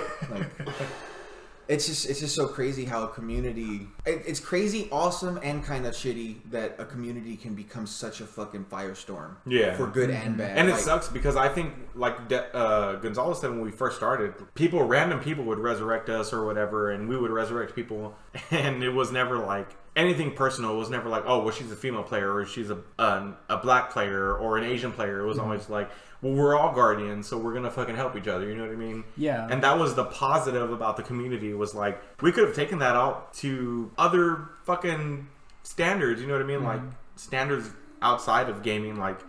I've met All like, this hate that goes on in the world, you know what I mean? Yeah, I've spent a lot of time online. You meet a lot of like toxic players, but I rarely had a toxic experience on Destiny, which was really cool. Like, you just like roll into the fucking Cosmodrome and someone's been shit on, you know, Yeah. and you like roll over there and you like resurrect them, and you know, like you pop a super and you clear out the room for them or whatever, and you just go on your way. And people are constantly like throwing you a wave or a dance or whatever, you know. Like, I don't know how many times I run up to someone and start fucking dancing in front of them. Yeah. And, like, oh my dude, And they'll do a dance Yeah, too they'll and then dance run too, and then off. it's like, that was the best. Like, you're going into a situation, like you're doing a mission, but you see a rando who's like maybe just starting. Like, oh, you're just a 3. Oh yeah, You go fucking Titan smash the room, clear it out for them, do a little wave, and then get on your Sparrow and take off. I always got wondered how backhand. they felt about that. Like, Guardian goodbye, goodbye, level 30, you know, or some shit like Or that. like that post that I posted where that guy was like, we were in a public event and we couldn't handle it. And then 3 guardians came from what it seems like the heavens, and they came and saved us. And we fucking got the patrol or whatever the fuck public event 100%. And then they were just like later guardians in training, and they just took off. And it was Yeah. like we I was never wondering saw about them that. again. Yeah, because you always felt like A, you wanted to help protect a fellow guardian, right? And B, you knew that like someone was probably in the midst of a mission. Oh, they need this to complete their bounty for the Yeah. day or whatever. Like, I'm in there, you know. Fuck these House of Wolf idiots, you know, or like I'm gonna go fuck these Hive, you know, like fuck these dudes. Guardians, son. I'm like, gonna let the y'all know Guardians. that these guys ain't shit. And one day you can. It went back to You that. can be like me one day. It went back to that Mega Man X Zero, that very first when Zero shoots Vile's arm off. Like, Oh, one you'll day be X, strong. you'll be as strong as me. You just need to find the power ups or whatever, but you will surpass me. You know what I Yeah. mean? Like, You just need it was the kind Vex of that thing. fucking Yeah, armor, you need all bitch. the rave. And it's cool. You kind of like fare thee well, right? Because you would like run with people and you'd see them disappear because they had entered a strike. Yeah. And you were in the same area, but you were not on a strike. Yeah, You know? so they would would just disappear or whatever. and you're like, okay, I'm onto my thing. They're doing their thing. Good luck, guys. I already went through that. I went through my trials. Go through your Jedi trials or I whatever. swear, I would Oh, it's like so great. I would Mark. fucking I would put up the fucking farm to see the truth on this, but I think every time I saw like a cluster of guardians fighting something, even if I had no time, I would toss a grenade their way. Yeah, like even if you weren't, and then just I'm just trying to do this bounty and it's way over here, but while I'm going, I'm gonna throw my knife and throw my trip out for you. You know what I mean? Over there, just anything to help you guys. You know what I mean? Because it's not gonna hurt. Do you get that in Rainbow Six Siege? Okay, fine. I'll take that. Sometimes, he said. I don't know shit about Rainbow Six Siege. Let the record know. Eric Martinez does not know shit about Rainbow Six. But I guess they do have Tom a sort Clancy. of I guess they have a sort of community like Destiny did. And really, used to sell insurance. Just saying. and that was the thing about Destiny was besides the fact that it was lackluster in a lot of areas. The community is what brought us together. You know what I mean? And I think it brought a lot of communities together. Like there were a lot of like first-person shooter fans that had never played an MMO, and there were a lot of MMO fans that never played a first-person shooter. And there were a lot of people that were like, "Everybody's playing this fucking game. I want to play it." You know, I want to play like with my friends. Or whatever. You know what I mean? Yeah, and then they were like, people, I play Call of Duty. I don't think I could have gotten sci-fi games. Yeah. And then they were like, oh, this game's pretty legit. This is pretty fun. Like, I guess I like And sci-fi you games remember now. that first time they let us like build our own like Crucible matchmaking? It was like me, you, Albert, and Jeff. We're like trying to personalize it so much. I don't think I laughed more playing fucking Crucible match because Yeah, and that was so fun. So happy. It was not. It was not like when I went to the Crucible and I was like, I'm a shit on this fucking team of 12. You know what I mean, or team of 6 or whatever. It was like I'm gonna see if I can kill my buddies. You got to measure Yeah, your I fucking think it was shit. the 4 of us, and it was just and rumble. everything was impressive. Every death that you took and every death that you gave was impressive. Oh, I killed you because I put that trip mine over there, and you killed me because you put this shitty ass arc bolt grenade I've behind never me. played, And you like, pressured me into walking into that grenade. You know what I mean? Like Yeah, it was I've so never much fun. participated in a competitive setting and had more fun. Yeah. You know what I mean? Like I was laughing the entire every Me time and like Jeff- Jeff would like pop up and shotgun me in the face. And I then would teabag crack up. Yeah. 'cause Me like, and that Jeff was did fun. a punch match one time. We're only gonna punch, and he's punching me, and I'm killing him, and then he shotguns me, and I didn't even get mad. I was like, that was the funniest shit ever. Yeah. Had it been a regular Crucible match, I would have been like direct messaging that dude like you're a fucking piece of shit. Yeah. Just so you know, you suck. Reported. I hope your mom fucking takes away your fucking dessert tonight, you 12-year-old piece of shit. You know where the wild things are? But without the wild things. Oh my god! I remember when we fucking played, and I actually got to play with her because y'all had already played the fucking Yeah, we private started- matchmaking. I played. have videos of all of it. Dude, I'll never forget. I was in my head. I was like, I get to see who the better Titan is, and I'll never forget. I remember Jeff getting just a little irritated because every time I turned the corner, I had an invective, pow pow, and he was like, "Oh man, good kill, good kill." I was like, "Yeah," and I'd be running, and then I'd fucking go, and I was kind of like, I think I know where he's gonna spawn, and I go, and I fucking see him, and then we'd be like, fire, fire, fire, and he tried like shoulder charge, pow pow, invective, and he was like, I could hear him get kind of quiet, and I'm like, I think I'm in his head. I think I'm in his head. Kill. And after, I think I got him 3 or 4 times in a row, and he fucking tried to Titan smash me, and I was right out of the fucking wave. Right out of the wave, and he fucking hit, and he missed, and he didn't have the shockwave on, so it just had that little thing, and he kept moving forward, and I switched to invective real quick, like, "Bah-bah!" And he was like, "That's fucking bullshit!" Like, he got so mad, and I was like, "I'm a better Titan." Now, the next round, he did whoop my ass, but it was fucking great, because I was like, in my head, I was like, we're gonna see today. But that was always, to me, I feel like that was the fucking peak of Destiny. Like, fuck raids and this and that. The most fun we had in that game was playing each other. You know what I mean? And that was towards... Yeah, because we didn't take it seriously. Talk about Finally like added it. let's duel. Like we'll both like load up Yeah. our fucking golden gun and stand 50 paces and then pop and shoot. That's awesome. Yeah, that was good shit. And again, Destiny 3 will do that. Yeah, again. it fostered a camaraderie. You know, I really like that. We were just like, oh man, we're gonna shit all over these guys. It's Iron Banner. And it's funny because You know, that's kind of the thing that, like, in books that you read or stories that you hear, it's like, yeah, we used to be fucking, rivals, but then when we became teammates, we became the most unstoppable force that you could ever fucking see. You know what I mean? And I think that's where we were all going. It was like, okay, so we know how each other works. Now we're going to start besting each other. Imagine if the 6 of us got together and went on Iron Banner or just regular Crucible, we'd all be fucking unstoppable. You know what I mean? I was towards Iron Man. I was like, oh shit. And I it was cool remember 'cause one there was, time. like, it was so rare that I can't really even recall a time that it happened, but there are a lot of times where we all play Crucible, And, you know, our like KD ratios would fluctuate, but it was always like, man, you did good, you know? Like, Yeah. oh, man, look at that KD ratio. Like times like Ricardo would be Ricardo like, man, got like Gonzalo's KD ratio, man, is high as fuck. You know, Even like, Gonzalo got like a 21.0 one time. Right? Yeah, I remember. Yeah, that. And was he like- was like, I I was was drunk. legit camping. I was like, I don't give a shit. Your stats show 21.0. That's all I know. Yeah, Shit. there was one time I was like really drunk, and we all got online and we were playing, and I did really well for like 2 matches, and I think Ricardo was like, "Yo, man, get Gonzalo drunk and get him on Destiny." But that was cool. It was like so Yeah. much support, and even like it was very little salt when we get like, "Yo, Albert got, you know, like an exotic," and none of us did. But who gives a shit? You know, it's like, Yeah. oh, badass. You know, because Somebody it got was, something. It was part of our crew. Like it's like we all got it. And Yeah. nobody was getting anything. So the fact that somebody Yeah, got but something. none of us was got like- anything. Yeah. Or remember fucking how broken it was when like the lowest scoring person would get like an the best. exotic. Yes. And the top 3 people wouldn't get anything. They wouldn't get anything. at all. Not even a They might as well blue. put it like an emblem of a cricket. Yeah. Just like Jesus, like they didn't get anything. Yeah, there's so many like Destiny. there's like the jack-o'-lantern heads, and they're like, oh, there's an event is happening, you know. An event is happening. I used to love the Oh, jack-o'-lantern man. hands until it started like Oh, affecting yeah, where and you would speaking shoot. like of people that started with Taking King, like remember when you would go to Raul and you would get a purple Ingram and it would turn into like a common gun. That was Oh, yeah, yeah. at the That, very beginning. like, I remember telling Sonya that about was- that too. I was like, you don't know about Crucible marks, The loot cave. Vanguard marks, you don't know about the loot cave, and you definitely don't know about Rahul fucking you over. Like, you think he's fucking you over now? He's generous compared to fucking dude, first 3, 4, 6 months It of was like Rahul. 3 months, right? I think The the first memes month of was that, like- it's like that's a nice exotic Ingram you have there. It'd be a shame if I turned it into a comic. Yeah. It's like Like, And that it'd be was a the shame if thing, was somebody like- decrypted it. Was like Bungie was like, oh well, we're gonna patch the fucking whoever thought that was a good idea is a fucking moron. yeah. It would have served its purpose if the original game had made sense. Like, you know, like the fact that trading and gambling were in the game, it would have been perfect. Yep. But they took those things out, so they should have removed some of that randomness. And they didn't. Or realize that. or even make it to where it's like, oh, dude, I got fucking 10 exotic fucking Ingrams. One of them has to be a fucking exotic. Psych.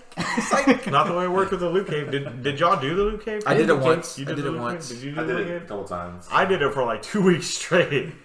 And I think I participated in like 4 different loot cave grinds before they patched it out. Yeah, I know I did it at once for sure. And I was like, this is fucking awesome. And I don't know why I didn't do it more. There was no like moral stance or anything. I think I just started doing It's other just, shit. but it was just super boring. yeah, it was Yeah. boring. Well, I like boring. especially I when, I will do especially one when there shit. was like 7 other guardians there. It was like, ooh, they're probably gonna kill all these guys, and the Ingrams are gonna pop up on their server and not on mine. And sure enough, you'd be like, I'm gonna shoot all these motherfuckers, and then just bullets would fucking fly before you even shoot. And you're like, Dude, I never forget you get to a fucking, like, you would see people grinding the loot cave, and I would just stand there watching this fucking fireworks, and I'm like... And they would Jesus. either like stand or they would like do the emoji to sit or whatever, and they would just sit. Wait, and they'd wait. And then as soon as they spawn, and I didn't shoot anybody, so I didn't get any Ingrams. You know what I mean? Yeah. And then when you finally did, I would grind like 60 Ingrams, and I would go to Rahul, and like one of them would be a blue. It's like, cool, thanks. So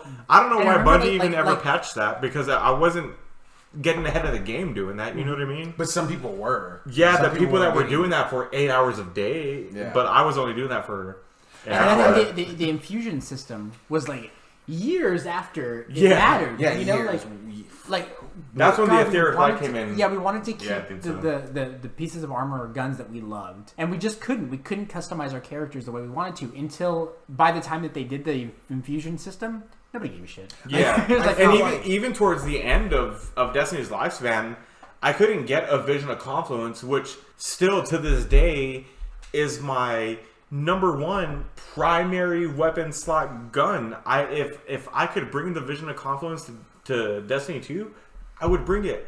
But even in Destiny 1, they put a stop to that. They were like, no, the Vision of Confluence is a year 1 thing.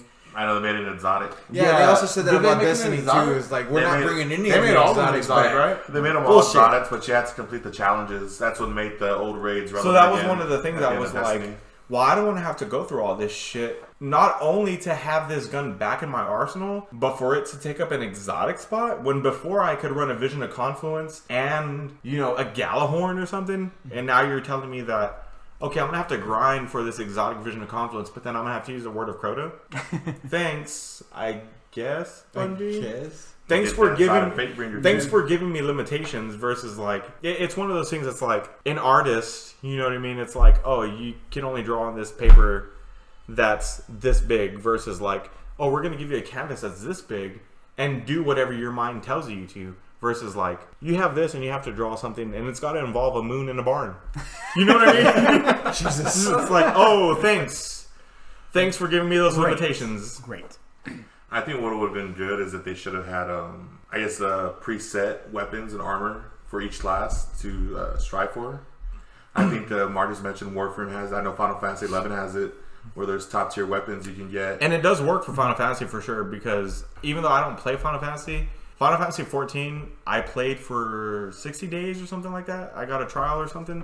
Fucking great compared to Final Fantasy 11, which I also played for like 6 months. But the new Final Fantasy 11 is much better. I don't want to hear about it. Final Fantasy 14 is the definitive MMO version of It's Final great. Fantasy. I'm not gonna lie, it's great. It does look fun. When I see him play a 16-player fucking raid, it looks fucking tight. I remember like when Destiny came out, I just assumed that there'd be big team battle. Yeah. You know, I heard stories about big team battle from And Halo. why Like, not, right? Yeah, why After is that not all a these thing? years of consoles being a thing and playing, 4-player games and this and that. Yeah, the next gen was here, like fucking PS4. Like I'm ready for 32. And it fucking wasn't heads. even like a next gen. Like from the 64 to the GameCube was already covering a wide gap of shit. You know what I mean? So like, why we're going from 8 players to 12 players is beyond me. Why are we going from 8 players to 60 players? You know what I mean? Yeah.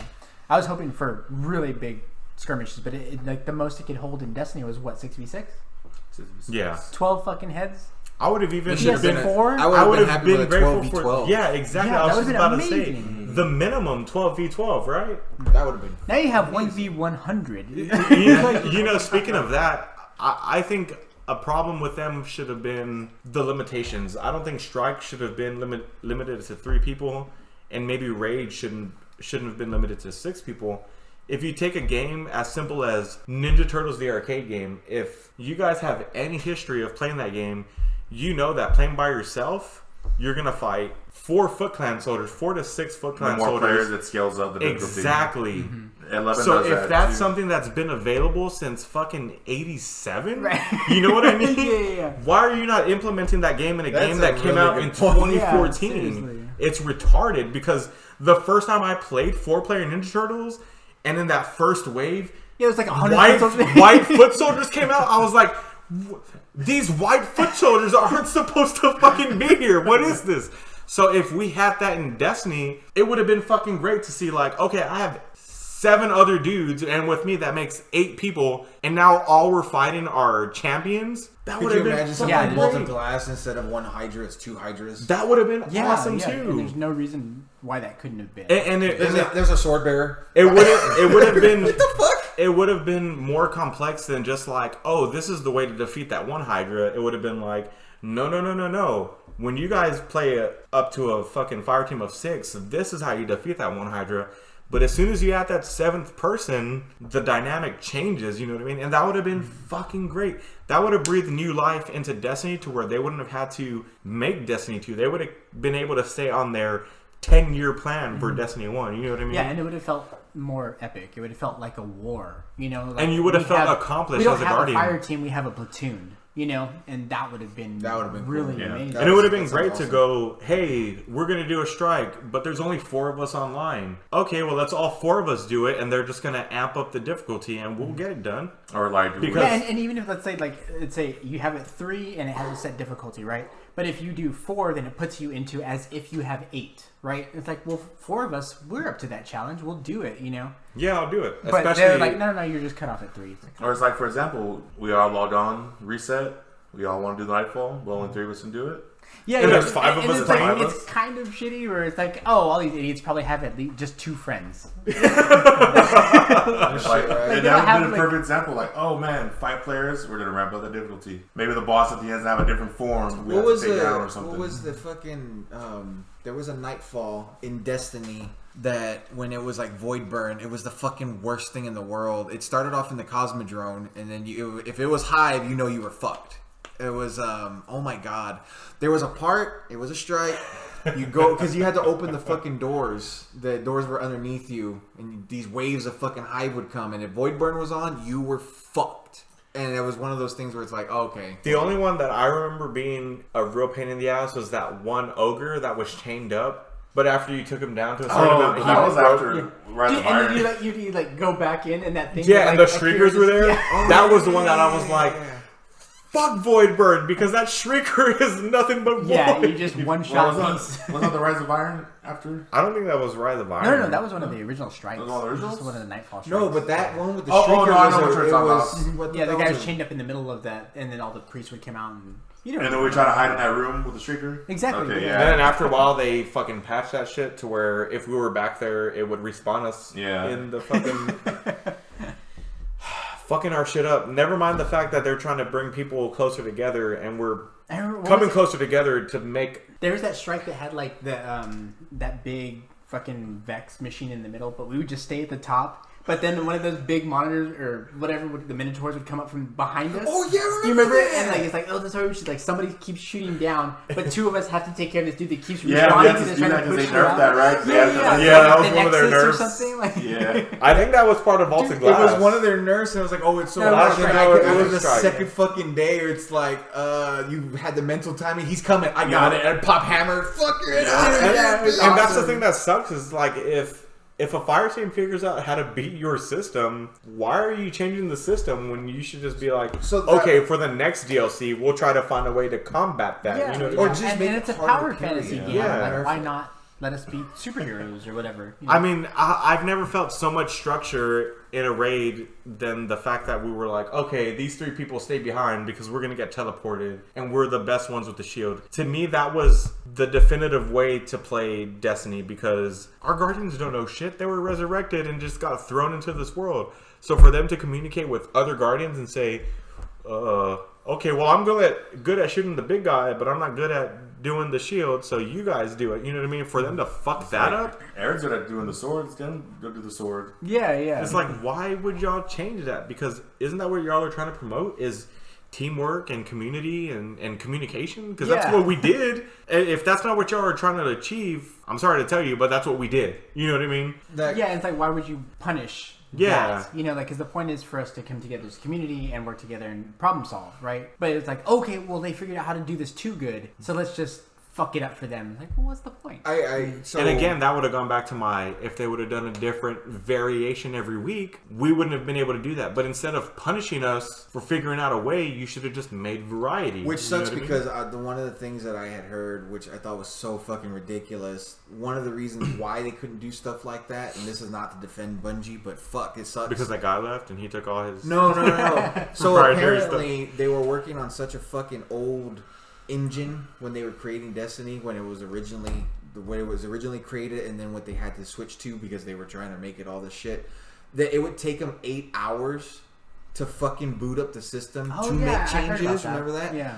And then make the changes, and then they would have to shut it down for. So anytime they had to make an adjustment, anytime there was a nerf, that's why there was no. Look, Gordon Ramsay said it once. I would rather you make the customer wait so that you send them a piece of dinner that is perfect versus you sending them something that you know they're going to send back. You know what I mean? Yeah, but that's it's one kind of those exactly things. what they did. They were like, well, we can't make these updates every week, so we're gonna. But they should have. They should have told Activision, you know what? We cannot meet your deadline. You need to extend the deadline 3 months. Somebody. Now I deal with this. Do you tell your boss what to do? Yeah, dude, I do it. I deal with this at HEB. Dude, I promise you, I deal with this at HEB all the time, and I tell my supervisor, It's just like Activision. do you not understand? You know, you got fucked up, right?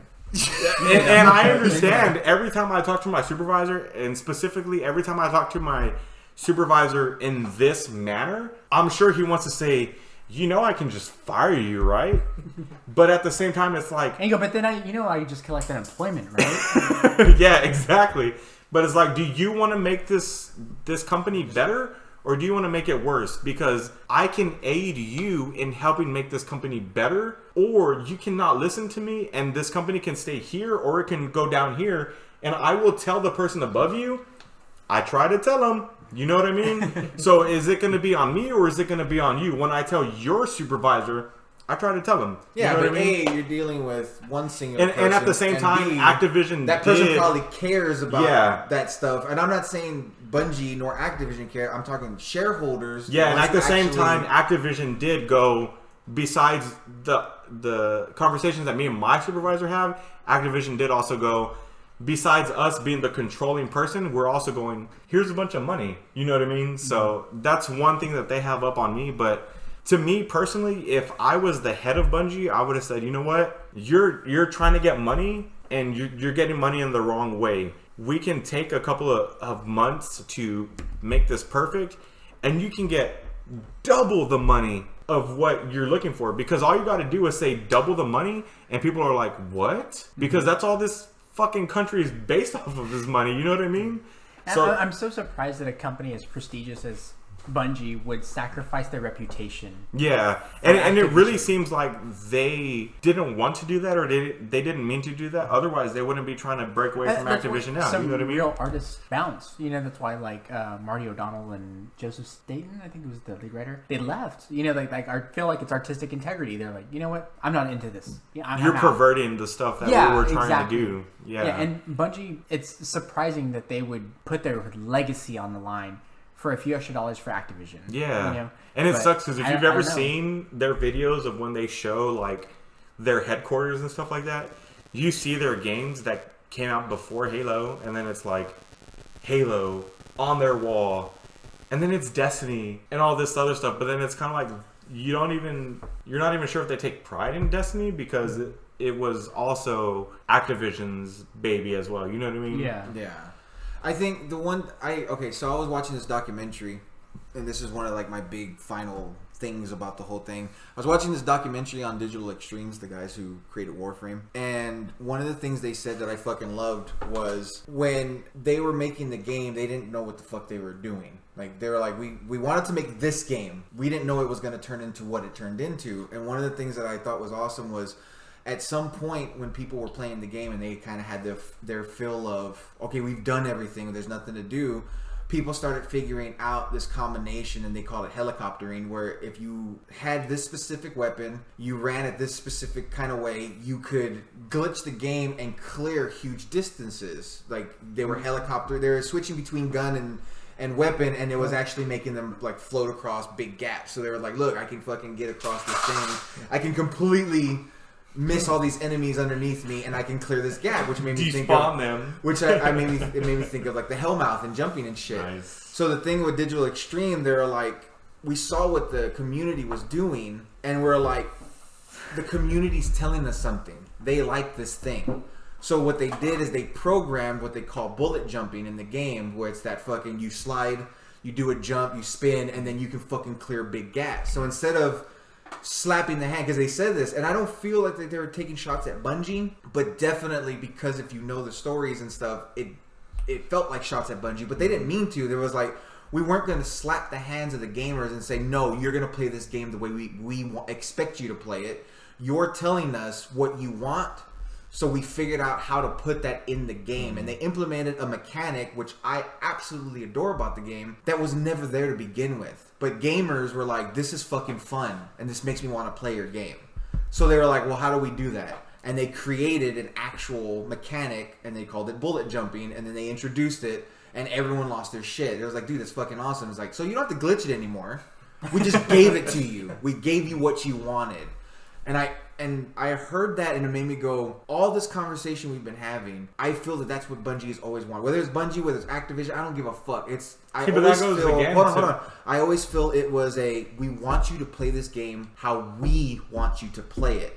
And no matter what we do, whether it's nerfs, whether it's cheeses, whether it's fucking, doing this thing to grind this out in a faster way, whether we're breaking the game, I always felt that every nerf Bungie put in there to quote unquote fix the game was them constantly smacking our hands saying, no, that's not how you play this game. This is how you play it. So if they would have taken a page out of that playbook, whether it happened before or after, what the fuck could Destiny have been? You know what I mean? Yeah. Like, don't nerf these things. Like we've just said, we've given a million examples instead of nerfing it. Well, why don't you just change it week to week? Now, I get it. They had fucking limitations on uploading the software to make the changes and then implement it. I get that. But could you imagine a world where Bungie, instead of saying, no, you can't do it that way, they went, oh shit, the community's telling us something. Why don't we try to implement that thing that they're telling us into the game to make it better? See, but that all goes back down to management and going, I agree.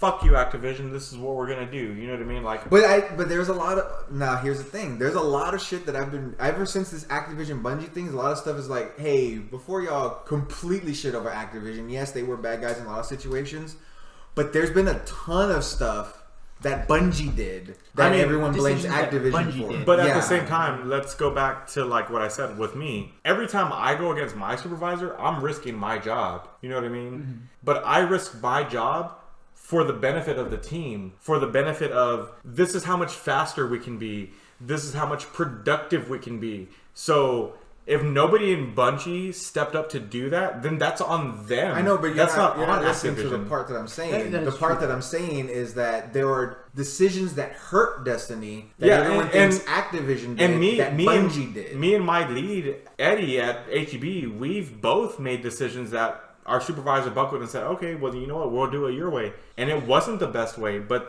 it's trial and error, you know what I mean? You got to do what you feel is best for Bungie, this is their IP. It's not Activision's IP, it's Bungie's IP. Now. So they need to do what's better for what they feel their IP is going to benefit from versus what Activision thinks, you know what I mean? And like I said, every time I go against my supervisor, and he'll give me a look, and I know, oh shit, I done just said this shit to this motherfucker, and he doesn't like it. Whether or not he decides to run with it is up to him, but if we run with it and it fails, it's on me. And if we run with it and it succeeds, it's also on me and my lead, you know what I mean? And I think people at Bungie didn't have the balls to say that. And I don't care if Activision paid you this much. Like I said, I'm going to school for coding and this and that. But if another company tells me, this is how you have to do this, I'm going to tell them, you know what? Well, that's fine. That's not the way that I see this video game or this program going. So drop me. Don't fund me. I'll find a way to make the money myself so that people can enjoy this game versus me pushing out a game in a month that you want to come out in a month and people kind of like it but kind of hate it. Because me, I'm not going to sign my name and say, this is what I put out and this is the quality that I put into it when it's a piece of shit. You know what I mean? And it's crazy that like at the height of Bungie's popularity that they leave Microsoft and they didn't need to team up with Activision. They could have like crowdfunded Destiny. Yeah, they could have. And it would have been it was very simple. By that time, them, they could have gone to what is that one site that's GoFundMe? GoFundMe. Yeah, GoFundMe is a big thing. Or whatever. Or Kickstarter. Patreon. Yeah. They could have done anything. If they just said, hey guys, we're the guys that gave you all those great memories of Halo. We're gonna make a game. Do you want to join us on this other ride? We don't want to we don't want to go to Activision or whatever. But they want to put money right away to build the game that we have now. Mm-hmm. So, anyway, any final thoughts on Destiny and its lineage? Albert? I just got back into playing Destiny again to see any new changes. Hopefully, now with the split with Activision, maybe Bungie can do things in their own way, fit some things and do things that we want. But as of right now, it's still kind of treading water. I know some of y'all are already done with it. I uninstalled Destiny 2 a while back, so I sold my copy of Destiny to half price. At least the one thing I'll still be doing is playing Crucible, but that'll be it. Eric, your final thoughts on Destiny? Barry Allen. Gorilla Grodd can't fuck up Barry Allen, first of all. I'm just kidding. I think Destiny definitely went on a roller coaster ride between its two games and its entire franchise. I'm definitely hopeful for Destiny 3 for other reasons that are not related to gaming. I will probably not back together. I will probably not put the time in to Destiny 3 or Destiny A Realm Reborn or Destiny Unlimited, whatever they want to call it. Because you're working now. Because not only am I working, but Also going to school. I'm going to school. So, like, I don't see myself putting that time into it. But if they made it very enticing, I can't see myself turning away from it. You know what I mean? Especially if you guys are going to be on board. I will continue the lore that has been on pause since Destiny 1 because Destiny 2 is like every Dragon Ball Z movie that's come out. It's not canon to my Guardian. Nice. I like that. So as far as my Guardian goes, the Traveler was never caught by the Cabal. I've never lost my fucking light. My Guardian, my Hunter. You don't have to choose sides between the he has all three. Yeah, he has all three Void, Solar, and Arc abilities. But if Destiny 3 comes out and it is enticing to everybody else, and I don't see an issue with it, I'm gonna fucking play it. You know what I mean? If I don't have time to play it, I'm gonna make time to play it. If that involves me getting 4 hours of sleep a night, I'm gonna make that fucking time to play with you guys. Yes, exactly. The same way I'm dedicated to going to school and going to work, I will go to arms with you guys if Destiny 3 is what I wanted Destiny 1 and 2 to be before a sequel was ever made to Destiny. You know what I mean? Marcus, final thoughts. Destiny. I don't know what Destiny 3's future is going to be. I know there will be a Destiny 3. I think this will be Bungie's make or break. If Activision really was the evil empire behind a lot of bad decisions, then Bungie has the ability to show us that. Maybe not right now with Destiny 2. You know what? Just continue to do your drip feed of your content that you're doing now. But Destiny 3 will be your hallmark. You can literally shut everybody up by providing the game we all wanted. And if it's on PS5, that's fine. Make it a PS5 fucking game. Push the power of it. Put everything you make it an exclusive, maybe? No. Fuck that. You can have it on PS4, Xbox, and console. But PC? make it pure next gen. Don't fucking put it to PS4. No, make it a PS5 title. Give us everything we ever wanted. This is your time to shine. However, don't think that's gonna happen.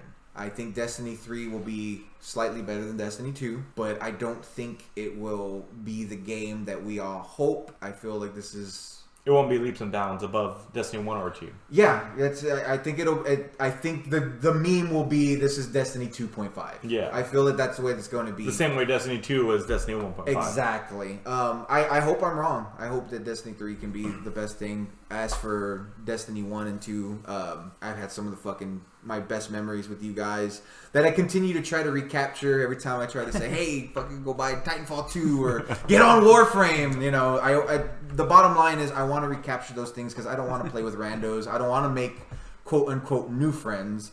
So I kind of just sitting on that day where there is a Destiny 3, sneak peek, a teaser to get my hopes up that one day our fire team will reunite and take on the darkness. I'm really interested. Seeing that Bungie broke from Activision is, I think, a really good sign. But I don't really have hopes that we'll ever recapture the Destiny magic. I think that IP isn't necessarily soured, but I think it's on its way now. Off to other things. I don't know that there's anything that's going to hook me and dedicate me to anything like Destiny did. I thought it was a lot of fun. Like I said, top 5 favorite video game experiences of my life. Like I made friends, I lost sleep, I had headaches, I had so much fun playing Destiny, and I've never bitched more about a game. Like I am someone who tried to come up in the fighting game scene here in my town playing Marvel vs. Capcom 2. And if you know anything about how fucking broken that game is, like that shit was like ice skating uphill. And I had more fun playing Destiny than playing MVC2. That experience I would love to recapture. I have not been involved in a first-person shooter or a competitive shooter ever since Destiny. I'm open for my mind to be changed. And if you guys are all playing, I would love to join in. I don't think it would be hard for me to find the time to do it. I would just want to find the desire to do it. Destiny 2 was fucking nothing to me. It was like wet toilet paper. Especially compared to Destiny 1. It was just nothing, I just did not want to play. I played the demo or the beta and didn't feel shit. Yeah. I'd rather suck on a Werther's original than play Destiny 2 again. Like, what the fuck? But those just are one. awesome. I love just those. One. Oh. From someone's sweaty pocket. There we go. Okay. Now I'm out. So I'm really excited for the future of Bungie. I think that apparently they got this big money from that windfall China from company, that Chinese company. So maybe they can make something that's even better than Destiny. And I'm looking forward to that. I think Destiny will go down in history as my favorite terrible game and the biggest disappointment I've ever seen in video game history. It should have been a fucking masterpiece. This game should have changed video games and the looter shooter and fucking MMOs, but it's just a game, you know. But Destiny is that one relationship that you remember fondly, but it ended. Yeah, like, and every time you describe it to someone, they're like, "Why were you there so long?" Exactly. And you're like, "God damn it." That's Destiny. Okay, Marcus, you want to take us out? Yeah, absolutely. So as always, you can reach us at EOTI_podcast on Twitter, and then of course endoftheinternetpod@gmail.com. We would love to hear your feedback. If you're a Destiny player, current, now, you fucking hate it, you love it, I would love to hear comments from it. You know, shoot us a little message on Twitter, hit us up on an email, just, you know, give us some feedback, because I'd really like to hear what the community out there says. Yeah, I would love to hear the feedback. Comment below, like, subscribe, all that bullshit. But we'd like to see what the Destiny community feels like this far out, you know, now that Activision and Bungie have split. But there's a new IP on the horizon. I would be really interested to see what the Destiny community feels. I really want to thank our guests, Eric and Albert. They took their time out of their day to be our first actual guests, which is really cool to say. But to come in and talk to us because they were part of our Core Fire team. And we are all friends basically because of Destiny. Like I would take a bullet for either one of these guys. And that's because of fucking Destiny. It's so fucking weird. I would take a Destiny bullet for these. But Eric and Albert, any final words that you want to? No, thank you for having us. That's it. Same. I'll be available if you guys want to talk about something else that you know that I'm a nerd about. AKA Power Rangers, which I don't expect y'all to talk about, but like Ninja Gaiden 100% runs. Yo, speed runs. I will practice that speed run just to come on this podcast again. I think we had mentioned earlier about like a Destiny 3, like what we would love to see. So if you guys are down, like we'd always love to have. I'd be down. Yeah, I know. How do you fix Destiny now? Yeah, and what do you I know want we for all Destiny have 3? ideas for Yeah, that. for sure. We've all talked about it one time or another via chat while we were playing Destiny 1. You know what I mean? So Yeah. Yes. that would definitely be an interesting topic to talk about. So I'm down for that. Cool. Well, Eric, Albert, thank you guys so much for being here. Yes, thank you guys. Marcus, my co-host, I appreciate it. My name is Gonzalo. I am Marcus.